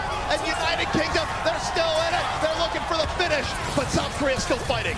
South Korea, they really want to make this hold, but even if the United Kingdom caps in overtime, it's still only the best they can do is a draw now with the overtime. Fate gets nothing with the Shatter taken down. Team United Kingdom still fighting back. They want to get this draw. They will not give up the win for Team South Korea, trying to finish off Kings Row. Emergency Doomfist for Kim, going on in. South Korea, though, still looking to delay. It's not enough. We're going to an extra round. The tough thing here is that because Team South Korea did cap with over a minute left on the clock, the best the United Kingdom can do here is a draw. And to achieve that, they're going to have to do something that they couldn't do before, which is stop South Korea's first offensive push. South Korea, they look so practiced with that Farah Sombra, just picking them apart. Oh, and here we can see that highlight from Cruz. Arguably, without this play, there's not much chance that they would have been able to cap the map at all. So great stuff by Cruz. Cruz has been playing Lucio for so long. It's just poetry in motion to him. He sees these situations going, I've sent a Reinhardt into this pit literally hundreds of times, and he knew when to do it. But now, Jake, I do have to ask, as we look towards the defense in the next round here, because South Korea, they've favored the Pharah so much, does the United Kingdom change their strategy and go for something specifically anti-Pharah as a gambit, given that they only have to defend for a minute 15? They have to be ready for the Pharah. I mean, the problem, though, is that you can't fully counterpick it, right? Don't come out with 2 hit scans. Don't do anything crazy, because then, you know, Team South Korea, they're just going to go back to spawn and pick the composition that counters you. Team United Kingdom, they have to pick something balanced, something flexible, where anything South Korea brings to bear, they still have a chance to fight back. So this is a really tough position to be in on this defense. Team South Korea, they have all the freedom in the world. With that attacker spawn advantage, they can pick whatever composition they feel is best. United Kingdom, they have to be prepared for anything, not just a Pharah. But one key thing here, South Korea, they're not going to be able to get that much in the way of ultimates here. It's only a minute 15, so they need this first fight to do well. Yeah, certainly. And now with that Sombra and Roadhog composition, going to be putting a lot more pressure on the Pharah than a classic 3-3 setup would. But still, Fleda's going to be awfully free unless Kid can hit some absurd hooks. Fleda on the Pharah, no surprise. So effective here so far. Boombox and a whole world of trouble has to fade out in a hurry. United Kingdom still okay. Animo punished. That's the pickoff they needed there, Jake. Very, very important pick. It's going to deny Fleda's aggression a really significant amount. He can't be nearly as unafraid without his mercy pocket. Huge hook on Donut. Kim saving this map. That's an insane hook. And they're going to stagger Fury. This is massive. Team United Kingdom going deeper into the spawn. More than that, too. They're going to have the Colossus up for the next fight. If they can avoid the barrage, they could force the draw. But it is, as you said, all on this barrage. Fleda could open up on the United Kingdom. They have to survive the barrage, and so far, Fleda's barrages have been on point. They really have almost all gotten value, so it's up to repeat that here again. Team South Korea pushing in. They haven't got a ton of ults to work with, though. They need to really do a great job supporting Fleda here. Fleda, barrage locked and loaded. The hopes of South Korea here for the quick 2-0. Dives on in. Barrage, hooked down, shut down. Kim, anti-air Roadhog. 2 pickoffs for Kim. Kings Row, it's the hometown of the United Kingdom here, and they want to say, we're not going to drop a map here. They're so close to the draw. Kip somehow managing this hold, having an insane game on Roadhog. The EMP and Holhog are almost online. United Kingdom, they're looking like a major advantage in this fight. EMP out from Mikey A. The United Kingdom, they want to shut this down. They don't want to give a second win. 2 more pickups. Holhog, it might be coming home. They're looking for the last little bit here. They want to give South Korea a fight for the ages, and they're going to hold here at Kings Row. It's a draw. Aggression appears to be the answer for the United Kingdom, managing to hold that first point by just taking the fight to Team South Korea, not letting that Pharah do what she pleases, flake them as she pleases. They're just immediately on the offense, and they're just not giving Fleta the time he needs to get the setups. So great play by the United Kingdom, recognizing and adjusting. They have a long way to go in this series. Getting the draw on their own map pick is not exactly what you want. It's not quite what you want, but managing to bring it back is a great thing for the United Kingdom. United Kingdom showing that they got some fight in them. It might not be a map win, but they're still going to fight this to the end. South Korea still needs 2 maps. Will they be able to do it? We'll find out after the break. The Overwatch World Cup is brought to you by Omen by HP, the official PC of the Overwatch World Cup, and by T-Mobile, America's fastest unlimited network.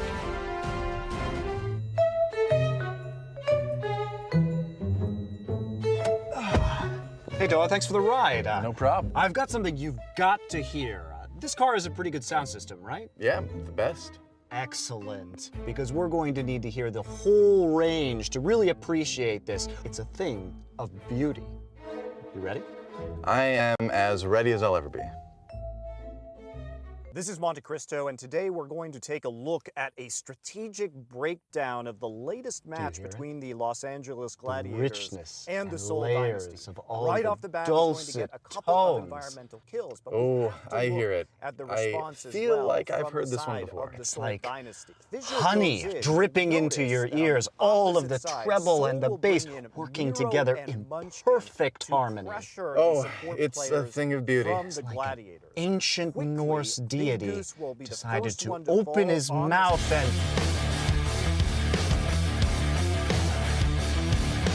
You just don't appreciate art. That's it. That is definitely it. Shamelessly original, the Toyota CHR. Toyota, let's go places.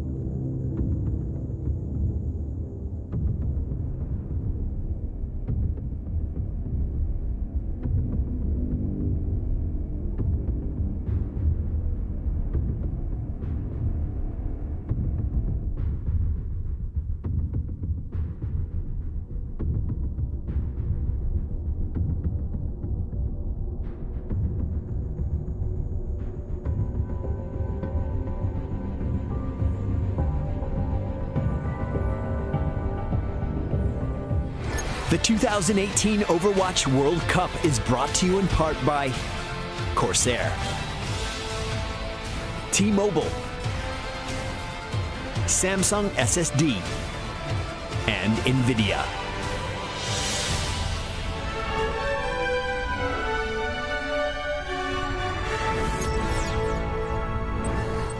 Welcome back, everyone, to the Overwatch World Cup halftime for South Korea versus the United Kingdom, as the South Koreans are up 2-0 over the boys from the UK. They have to find a way to come back into this game here. I'm Golden Boy with the boys. You like that? Yeah. I know you dislike the UK, mate, but you can't just add imaginary points to South Korea, you know? It is still 1-0. Oh, I'm sorry. It's 1-0. It's 1-0.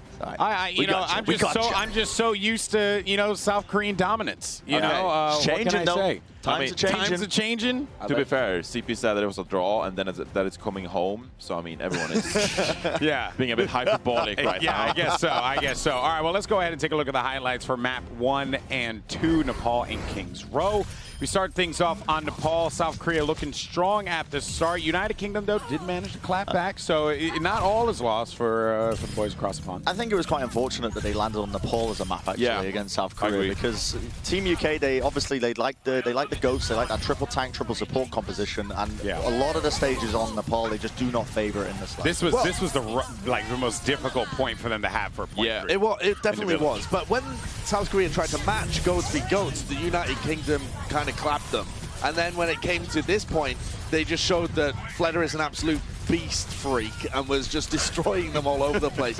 He, at the end of this half, has 20% of all final blows, as in, like, madness. For both teams. Fleder is absolutely destroying, and they really struggled to deal with his Pharah, even on Kings Row, though they started to get an answer for it later on into the game. And it seems so impressive looking at the South Korean lineup as well, because they're adapting mid-game, right? We didn't really see the Hammond out the start. They probably could have played the Pharah on Shrine as well, to be honest. Great hook from Kib. This final moment by Kib. When it came to the overtime, Kib was the winning factor. Yeah, like, he hit hooks everywhere. Yeah. He got that first pick onto Animo. This one as well. He's just collecting people. But winning moment draw, by the way. Well, let me ask you this though, because the Pharah, I mean, kind of makes sense, right? Like, okay, you want to use a Pharah who can go really high to deal with the tanks that are really low, and then you're able to just farm a ton of ult charge, which is exactly what Fleda ended up doing there. Why haven't we seen the Pharah be like the de facto counter to the triple support? In my opinion, it's because teams aren't as coordinated as Korea are, and they're not hitting the shots that Fleder are. I think it comes down to map design as well, because oftentimes the skybox in the map is so low, and that means that the Diva can fly up and deal with the Missile Barrage, can deal with the Pharah much more likely. But on Kings Row, the skybox is so high, so the Pharah can be so far so up. You're saying because the map is, the way that the map is designed, that like the higher you can go, the more it benefits Pharah. Some maps though just because you can't reach her, right? But on some maps, it's so low, so it's so easy to fly up and really deal with the Pharah. So that's why we saw it on Kings Row, I think. But we've also seen Kings Row before, and teams have still not opted for that. They've opted for other weird stuff. That's just stupidity. But I think Korea is so good at being able to keep Fleder alive. Like, he's very synced up with Fury's self-destruct, very synced up with Fate's bubbles. He's using the Winston bubble to protect him. He's very synced up with his supports to make sure that everything's working correctly, so that Fleder can farm that barrage and then use it to get multiple kills. Now, Johnny, I understand you have something that you wanted to highlight specifically about the UK going in with this telestration. I want him to educate us. I got some insights powered by Brennan. By me? Powered by Brennan. I ain't touching that telestrator, mate. I've just been lending we wouldn't let you. We would not let you within Let's go feet into of the telestrator. I'll take the telestration from you, mate. Great. So this is an example of the United Kingdom executing very well. Johnny, I'm hijacking this. Cool. Can I do my thing? Sure. Thank you. I'll let you. Right. So this is half the battle, really, when you're playing South Korea. You need to take initiation. Exactly what UK are doing right here. They go early with the Diva Bomb, and they actually leave the payload. If we look at the... Oh, that's not it. If we look at the payload, there's no one on the payload right now. No one is moving the payload, but they're taking the fight early. Kib is using the whole hog, and we see the Diva ultimate in the air. And they're taking this fight very early, forcing South Korea into a spot where they have to play reactionary, and South Korea are not allowed to play their game. They get a pick onto Jonak. Anabo is going to get booted by Cruz. And this is a great play by the UK because they're winning the fight before it even happens. And then they go back to the payload, they push and get the point, and they're not allowing South Korea to just shine like they usually do in these scenarios. And I know that this is something that the UK were really worked on and were struggling with, because they were saying that, you know, when they get into a winning position, these guys aren't our players. They don't really know how to continue driving and putting the pressure on. So they were taking their foot off the gas a little bit, and now this is excellent. All right, well, let's check in with Frankie because she has some special guests standing by to get the reactions on King's Row. Frankie, what you got? Well, I've got 2 Brits, Golden Boy, because I got jealous of your gang, and I'm a massive diva, so I was like, get me some British boys, and they found me some. And it's quite lucky, actually, because they both cast the group stages of the World Cup, and they're both casters for Overwatch Contenders EU. I've got Trid, and I've got Jaws. Jaws, what was going on there? Because we were sat watching and cheering the guys on, and you said South Korea, they said they'd never play GOATs again to you during the Overwatch World Cup world stage, and yet they did today. Yeah, I mean, they didn't at all play in the Korea stop where he casted, and I asked them, I sat down and was like, are you going to play GOATs? Obviously, there's a lot of teams here that will probably play the 3-3. They were like, nah, we're going to stick to DPS. We're just going to roll people like that. And then when they did switch to GOATs here, UK, funnily enough, they're actually winning fights. It feels good, but as soon as Flair does switch over to something like Pharah, that actually counters GOATs like straight up, there's no hope. And why aren't the UK even bothering to try and counter that Pharah? I don't know. That's a very good question, in all honesty. I think Kib needs to switch over to something like McCree a little bit sooner. They've also got KSP on the bench also, who's a crazy hit scan player. I think they should probably sub him in maybe and just go double hit scan to try and counter the Pharah, but then Korea obviously going to figure that out and snuff that out and maybe go something to counter that too. Very good on the dive. Obviously, Carpe's going to be good on the Widowmaker too, so KSP versus Carpe would be kind of a cool matchup, but UK have been practicing GOATs, and 3-3 is the big thing in EU, so it kind of makes sense they kind of stick them a comfort here. I hate to break it to you, but when I was insidering with Team UK, they did mention they had no plans to play KSP. So fingers crossed, because it would actually be quite cool to see your boy on stage. So maybe it will happen. Maybe in the next medal match that the UK team have to play. But you mentioned to me, Trid, that Kib is your most underrated player on British Hurricanes. We know them from Overwatch Contenders EU, so you're used to casting 3 of these players, Kib, Mikey A, and Fusions. So why are people overlooking this DPS? I wish I could tell you that why they're just not paying attention to Kib, but you don't really see it here because of the compositions, but he has a really deep hero pool in Contenders. I mean, Nuki, their manager, also praises how much he can play. And you saw it there when he had to shut down a Pharah on Roadhog, just whipping that out, getting the constant hooks in and killing them. It's a really talented player, and I think people need to start paying attention to him, especially because he's able to keep up on his own, using those snipers against Carpe and against Fletter, who are incredible Overwatch League players. We're in halftime now, so the teams are going to be gathering backstage and settling their thoughts and trying to get things together for the next match, because Korea's still ahead. UK only managed to draw with them on that last map. Do you think the boys can do it? Well, I mean, we weren't supposed to beat USA yesterday, and we made a lot of angry people yesterday in this arena, so I wouldn't say it's out of the realm of possibility. We've still effectively got a 1-0 scoreline. There's 4 maps to play. We could force out a 6-map tiebreaker. I think the UK can do it. I don't think there's anything wrong with saying that. I love your patriotic attitude, Trid. I would come to you, Jaws, but I know that you love South Korea, so you're an absolute traitor, and I don't want to speak to you. Get off my stage. Let's head back to the desk. Oh, thank you so much, Frankie, for that one. Shout out to Jaws and Trig for that as well. Awesome people. But that is going to do it for us here. We know that you want to get into the action, and I want to get into the action too. And the good news is I have some questions for you folks. Okay, so let's take it over here. Let's take it over here real fast. Have you taken splash damage from a Pharah? Are you having trouble with hordes of goats? Did you happen to C9 on the point? Well, allow me to introduce you to the services of Lion and Rush, attorneys at law. Take it away, boys. How's it going, You know guys? what? Our retainer fee is quite high, but let me tell you, we will improve your Overwatch gameplay like no other. Yeah, I can certainly tell you how to play Junkrat. Don't let go of M1. Remember that. Absolutely. And actually also just remember the tires. Tire etiquette, absolutely important. It's all about the form. It's those precise details. You know, that's how it goes on Junkrat. Very precise character, as we all know. I love you, Golden Boy. But we're heading into it here. This has been an absolutely hard-fought matchup so far. We're heading into Volskaya, and this is still the map pick of the UK because, of course, it was a draw. So in a draw situation, if you lost the map prior to the draw, you still get map pick. But even Volskaya, it feels like, will present some challenges to the UK that they did not have on King's Row.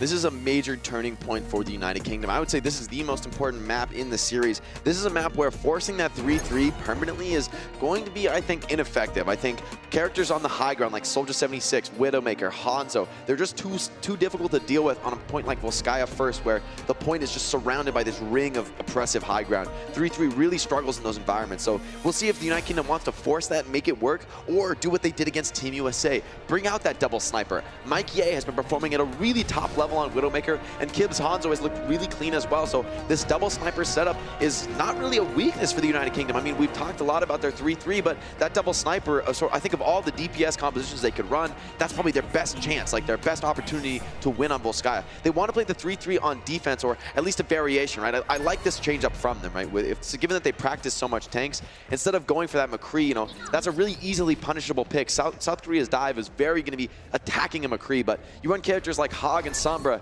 you're still answering the Pharah a little bit, but they're just a lot harder to deal with.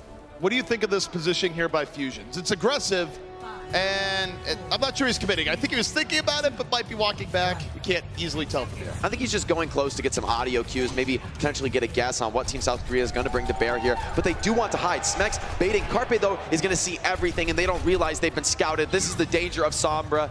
United Kingdom, this is hiding play, might not work out. South Korea knows about it. They're switching over to a 3-3 comp of their own, and this is the problem for Team United Kingdom. As soon as they switch to the Roadhog and the Sombra, trying to counter a potential Pharah pick from Fleta, South Korea, they just go to the more classic core 3-3, and now they have an advantage. They have a Zarya, which means Fake can get way more aggressive than Fusions can.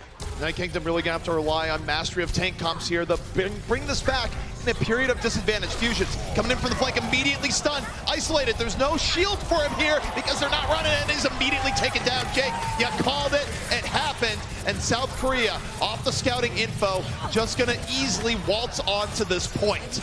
This is the problem with facing Team South Korea. If you have one composition, if you're overly predictable and you can't play everything, then Team South Korea is just going to flex onto your counters. They're going to play what you want. You know, Team United Kingdom, they get scared to play their full 3-3. They feel like they can't answer the Pharah. Then South Korea just one-ups them and goes to the 3-3 first. Now it's Team South Korea with a major ultimate tempo lead. They have 5 ultimates above 70%. They're very close to a snowball team fight. United Kingdom, they need to stop them here. They absolutely have to, but you take a look at Fate, about to get a very quick Earth Shatter Nano Boost, already invested here, and now Fate gonna roll forward. It's a Boostio. I'm not even sure, that's probably not the intent, but hey, it still might be working. Fury blows up 2. Boostio working out here for South Korea as they roll forward, and they are speed running the United Kingdom. United Kingdom with no answers here. Their ultimates aren't quite online yet, and it's just not enough. 96% is just not enough because you need your ult to defend this point. South Korea with a massive snowball. Mike Ye trying to turn it on Doomfist, but he's the only one there. They're just trickling in one at a time, and against 100 energy Carpe, that is not where you want to be. Smex has a self-destruct, trying to get some sort of stabilization here. He really needs to achieve this remake. Might be able to get back in. That's really important here. Boombox got slept in the back as Tracer, immediately taken down with the max amount of time. South Korea just looking so good, so contained right now as they go with games done quick. United Kingdom edition is what we're seeing right now, because this has been absolutely crushing from the South Korean team, and it does not look like it's going to stop. It's a nice stall from the United Kingdom, though. Going one by one, they're burning a lot of time off the clock, mitigating this insane offense from Team South Korea. But if they can't pick up any frags, there's just no way that they'll be able to actually stabilize. Team South Korea with 5 additional minutes on the clock is going to find that capture. That's a blistering pace and setting the tone for Volskaya Industries. That was super fast, to say the least. And I think, again, you had a very salient point at the very beginning where you talked about that early swap. The fact that it gave South Korea such an advantage, and then it gave them an edge going to point B, that crucial snowball where if you can't get an early pick, you can just lose point B outright. I mean, the real struggle for the United Kingdom is they've become a little bit predictable in this 3-3 composition. They know from King's Road that they can't deal with Fleda's Pharah with their classic 3-3, but at the same time, once they go to that Roadhog, that Sombra, they lose a ton of effectiveness in the tank mirror. So Team South Korea, because they can play both the 3-3 setup and the heavy DPS dive setups very, very comfortably, they're able to constantly switch back and forth. The United Kingdom, they're in this sort of unfortunate middle ground, trying to play tanks, but maybe just play a little bit more range damage, and you end up with a composition that's just not quite optimal anymore. You're teching for too many things, and you just can't prepare for Fleda's Pharah, the full 3-3 setup, the double sniper. There's so many things that South Korea can bring to bear. United Kingdom, they need to be coming out with more flexible compositions. Now, if you're the United Kingdom in this situation, if you're just a player, like more generally here, you're playing Assault, and the other team has set a time bank advantage this dramatic, what do you have to think to yourself to get yourself back in the game? I mean, the most important thing to remind yourself about is that Assault can be very snowballing. If you win the first point that decisively, you have a major advantage in that first initial team fight on point B. I mean, the United Kingdom, what they need to do is just clear their minds and play their best. It doesn't matter how fast the enemy team attacks, you can always go faster. Well, gotta go fast. That is the theme of it. And hey, their team colors are blue, so, you know, really, there is a chance here as they roll on forward. Oh man, there's a lot of references here I'm seeing, but Fleta coming in from the flank on the Genji, chasing down the United Kingdom. Boombox and Cruz both very low. Jonak and Boombox down, all Zen's out, but the United Kingdom, they have lost their support core, and now they are struggling in the South Korea backfield. They can't finish off Animo. Fleta coming back to his healers, rejoining them, regrouping. That's the first team fight down for South Korea, and that is their toughest test. Now that they're starting to build up some ultimates, that EMP is going to be really impactful. United Kingdom going to regroup here in just a moment, but the problem is here in the war of momentum, they've kind of lost that win condition of crazy ultimate advantage going to point B. The other struggle for the United Kingdom is that they really didn't build much of a healer ult advantage in that last team fight. They didn't really get much because their supports died so early. So Fled is actually going to get his blade before any support elements come online. Animo gets slammed, but he's staying alive, putting out a ton of heals before he dies, but it's too much dive from the United Kingdom. That was an absolutely ridiculous slam coming in from Kip, the pile driver, just right through the heart of South Korea, and that has given them the edge here. They get the pickoffs they need. They deal with the Diva. The self-destruct coming out from South Korea actually seemed very forced. Wasn't a great idea, but now the United Kingdom, they are going to get a little bit of momentum going into point B. The problem is Primal Rage is so good at delay and buying yourself that extra time. Kib with this slam, absolutely crucial, and winning despite a major ultimate disadvantage. This is really strong team play from the United Kingdom. They had a major disadvantage coming into that fight, so making it work anyway, and then Carpe and Fury getting over-aggressive, committing ults and getting nothing out of it. Now it's United Kingdom's turn to snowball. United Kingdom, they're in a good spot again. It comes down to Fate. How much can Fate delay here, even if South Korea takes early losses, because the United Kingdom is working with a huge edge as they move into point B here. Flood on the Doomfist, hoping for a pickoff, something that could equalize. Boombox with the early transcend here. Armor on him from the rally. Kib again, right to the back. Pile driver, but the fall through not immediately there. We're gonna see Jonak builds a transcendent to keep South Korea in it. And South Korea, they're buying a lot of delay. They've dealt with fusions. They have the control they need. Both main tanks falling for the United Kingdom. That's going to mark the beginning of the end of this push, and they don't achieve any progress. That was arguably their best chance to get a fast cap on first, and at this point, there's no way that they'll be able to match Team South Korea's time. Their best bet, finish the round and just get that overtime going, do better next time. But this is not a certain prospect for the United Kingdom. Now switching over to this triple support McCree pocket setup, trying to deal with this Sombra Doomfist. It's still going to be tough for Kib. He has a lot of pressure coming into him. It's really all on Kib to produce with the amount of resources and protection that the United Kingdom strategy invests in him. You know, as complicated as Overwatch gets, sometimes you can get to a point in the game where the best strategy is click heads, forehead, and that is the world that Kib is in right now. His team's going to do everything they can to support him. Fleta moving on in, nano boost at the ready. Again, just being tanky, being annoying. Meteor Strike ready, and they buy some time off the Nano, but United Kingdom does deal with it quite well. It was a really nice flash by Kib there. If that seismic slam had landed, I think that would have meant a few kills for Fleta, so it's really important that Kib did hit that. And with two support ults up, it's going to get a little harder for South Korea to initiate. Carpe's EMP, though, could be the answer to that puzzle. Carpe holding on to the EMP. United Kingdom using Transcendence early. Carpe just going to wait this out and then turn out the lights. Use the EMP. Self-destruct grabs two. An excellent EMP self-destruct connection coming in from South South Korea. Crew's not quite back yet from spawn. They're not able to drop the beat after the EMP, and self-destruct just cleaning up. United Kingdom really only getting, what, Transcendence, EMP, self-destruct out of that. Those are some good ultimates, but they pay a Transcendence of their own. It's not such a clean team fight victory. Fleta has held on to this Meteor Strike for so long. It's such an important stalling ability here. Transcendence v Transcendence, but you see that there, Jake. Jonak with the Transcendence just a little bit later. Helps out a lot. Yeah, what perfect bomb placement from Fury, showing why he's considered one of the best divas in the world. Always on point with those self-destructs. But look, Fleta in the flank, getting aggressive here, gonna wanna follow him here. Gets Boombox with the stuns, and they have the beat to keep him alive. Fleta off the Meteor Strike, looking the slam right to the back. Mikey punishes Carpe. Fleta doesn't get much off the Meteor Strike. Man advantage now for United Kingdom. Fast break. Nano boost on the Fleta. Gonna go back in. Goes for the punch. Doesn't get pick off. And now, under fire, 21 HP. Gonna live, but very much out of the fight as United Kingdom starts taking up residence here on point B. And this is the best chance they've had all match long. Trans coming out, they need to get aggressive. Team South Korea, they've got to find a pick on top of it, but it doesn't look like they can get through the heals. Boombox still sitting on a full stack of armor, and he's so dangerous in this environment. Jonak tries to find a right-click kill, but Kim with the high noon is unstoppable here. No one can contest the McCree on point. Gets the dink on the Diva at the back. The United Kingdom takes point B.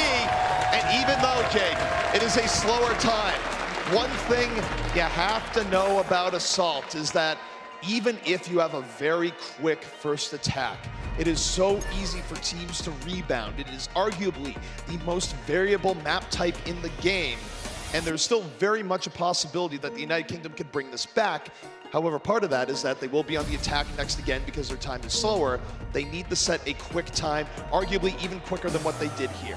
I mean, if I'm the United Kingdom, I'm happy with that offense. I'm not upset. I mean, what you really United Kingdom needs to adjust on is their defense. They did get snowballed by Team South Korea, just completely rolled. I mean, all they could really do on second was stall it out, try and get some time off the clock, which they were successful in doing, and that's going to make a big difference coming into this round, but they really need to get some pressure on second point. I would say if the United Kingdom, you need to cap first, absolutely for sure, but really you need to do better than that. You need to put some pressure on second to make yourself feel comfortable with the amount of time breaks Team South Korea will have in their offense. We see South Korea coming out here on the defense once more. In the United Kingdom, what do you think about this offense that they might be running here? Obviously, it's not set in stone, but what is your initial take? Well, I did really like the Hammond. I felt like it was incredibly effective, but it might not work twice. That slam is maybe something that Team South Korea is going to be prepared for. And you see Team South Korea already teching a little bit for the Hammond, keeping that Brigitte now a little bit more stuns and control to protect his other supports. So Carpe's Hanzo is the only primary damage dealer for South Korea, along with Jonak, though. So as we know, maybe 2 damage dealers in there. So the United Kingdom, oh, okay, Kib is going to swap back over to the Hammond. It looked like he was going to go Widow, but nope, he feels confident in the slam. South Korea, though, as mentioned, they've made adjustments here. They are ready for that ball of love to be rolling on in.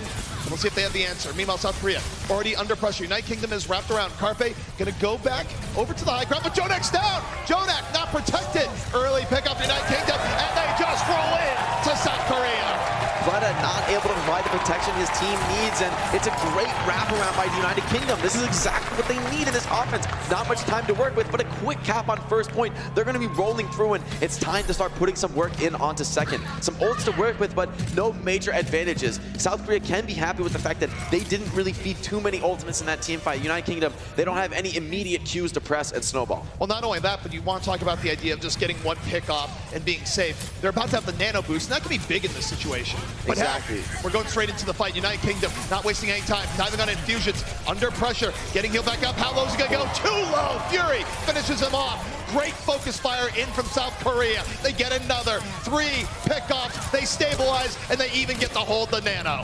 That's probably the end of the team fight right there. As soon as Fusions falls, I mean, you can't afford to lose your Winston in the composition that United Kingdom is running. This is sort of a dive goat setup. You're running that triple tank, triple support, but focusing on mobility. If you lose any of those characters, your composition doesn't deal that much damage, so you really rely on that combined focus fire of all your tanks. I like to switch over to the McCree, but I think in this matchup, it's going to be a little bit more difficult. Carpe is going to be on the Hanzo already, sniping down from behind the shield of Fleta. This is a really tough test for Kib. I'm not sure what his best target is in this position.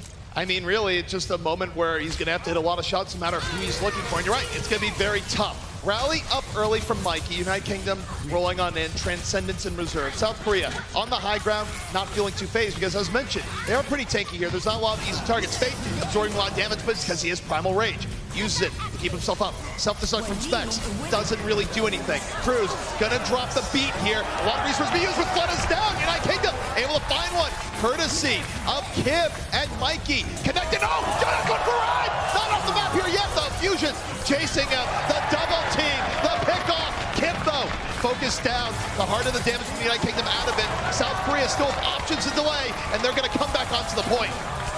Carpe just doing too much damage here. That was starting to look good for the United Kingdom, but frags go both ways, and as we know, on assault, that always is going to favor the defense. Carpe just getting a ton of value out of Hanzo. I would love to see Kib on the Hanzo as well. Carpe feels kind of uncontested in this situation. Ooh. Now he's over to the Widow, and this is looking even more dangerous. He knows that Fusions doesn't have a Primal Rage online. He's not scared to play Widow against that, no ult Winston. There's nothing to really worry about. And now Kib, what can he do against a Widow? He switches over to his Hanzo, but only 20 seconds left, and you see Carpe already going for the counter swap. He's going back. Widow is so good against McCree, and now actually it's just gonna be Shimada v Shimada, Hanzo v Hanzo. I do feel like this matchup does give Kib a better chance than the McCree. The mirror is a little bit better for him, but the tanks are already brawling on point, and Team UK is getting the worst of it. Fleta already has his rally online, and with the Nano Boost as well, this is an incredibly dangerous combo. How do you take down this character? Nano Brigida is so scary. Fleta finds Smacks, and the Transcendence from Boombox not online in time. South Korea gonna be stopping the United Kingdom here on point B. Great adaptations once again from the South Korean team. Gotta love all the versatility coming out from that man right there, Carpe. Carpe just making it look easy. I mean, they keep forcing him into swaps, but he doesn't mind. He just goes back to Swan and says, yeah, I can play all these characters, no problem. So Kib doing his best to get Carpe out of his comfort zone, but I feel like Kib maybe overvaluing the McCree there. It did work last time, but that was against Sombra Doomfist, where the flashbang has a lot more utility. I really felt like Kib's McCree struggled to have the efficacy against the Hanzo. Fighting at those longer ranges, it's really difficult to actually burst the Hanzo down, and he's constantly getting healed, whereas Hanzo has a lot better chance to one-shot the McCree.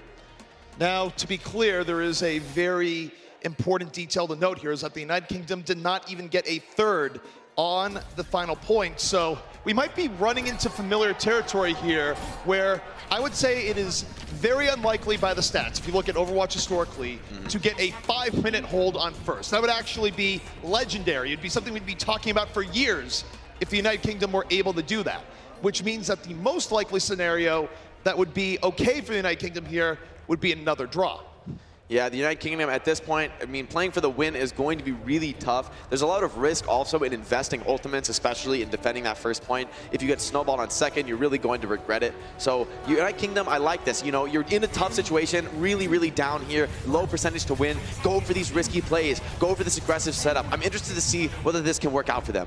Well, the problem is that it is absolutely scouted here. Carpe even throwing the translocator and being like, you know what, guys? We do see you. We absolutely see you. And United Kingdom, they're going to back out. They're going to play this a little bit more straight up. But I think you burn a little bit of time off South Korea. This is just classic Team South Korea, though. They switch to the comp with the best chance to counter. Boombox on the Moira. If Jonak drops a Bionade, Moira just does nothing. That's what they're looking for here. Early Ryan v Ryan. Fate charges on in. Backs on up. Fusion's found Flood on the other side. United Kingdom going to take the first fight. But again, Jake, this is a long, tough mountain to climb if they want this first point hold. I mean, if the United Kingdom, though, I think this is the best you can hope for. This triple tank mirror matchup has been successful for them in the past. They have been winning these fights more often than not. So if there is a chance for them to make the full hold, it will be on the 3-3 setup.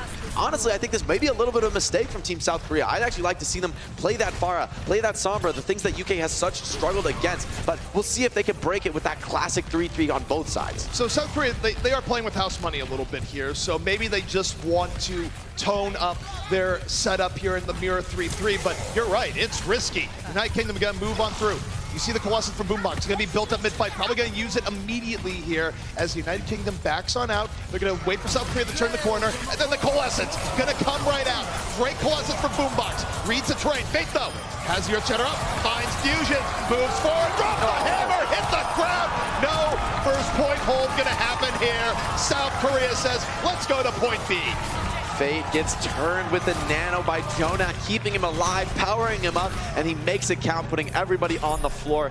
Fate making it look easy, and Team South Korea, they've got the ultimate bank. United Kingdom invested their grab, invested their rally. They don't have much to work with on second point. This could look like round one. We could see another snowball here. And the scary thing is, only 33%. It's not a full second point defense. Cruz's sound barrier is going to need to be perfectly on point. Fusion's going to have to find something because Carpe, he's already in position for the grab, already deep on the flank, and I don't think they know about this. Oh, this is so good from Carpe coming on in. They absolutely don't. Drops the grab. No chance of defeat. Devouring it there. Pulls up three. Self-destruct in, but it was a nice barrier by Cruz. It kept the United Kingdom alive. They're not quite done yet, but they lost Fusions. Fate, though, falls. Both Rhines out of the fight.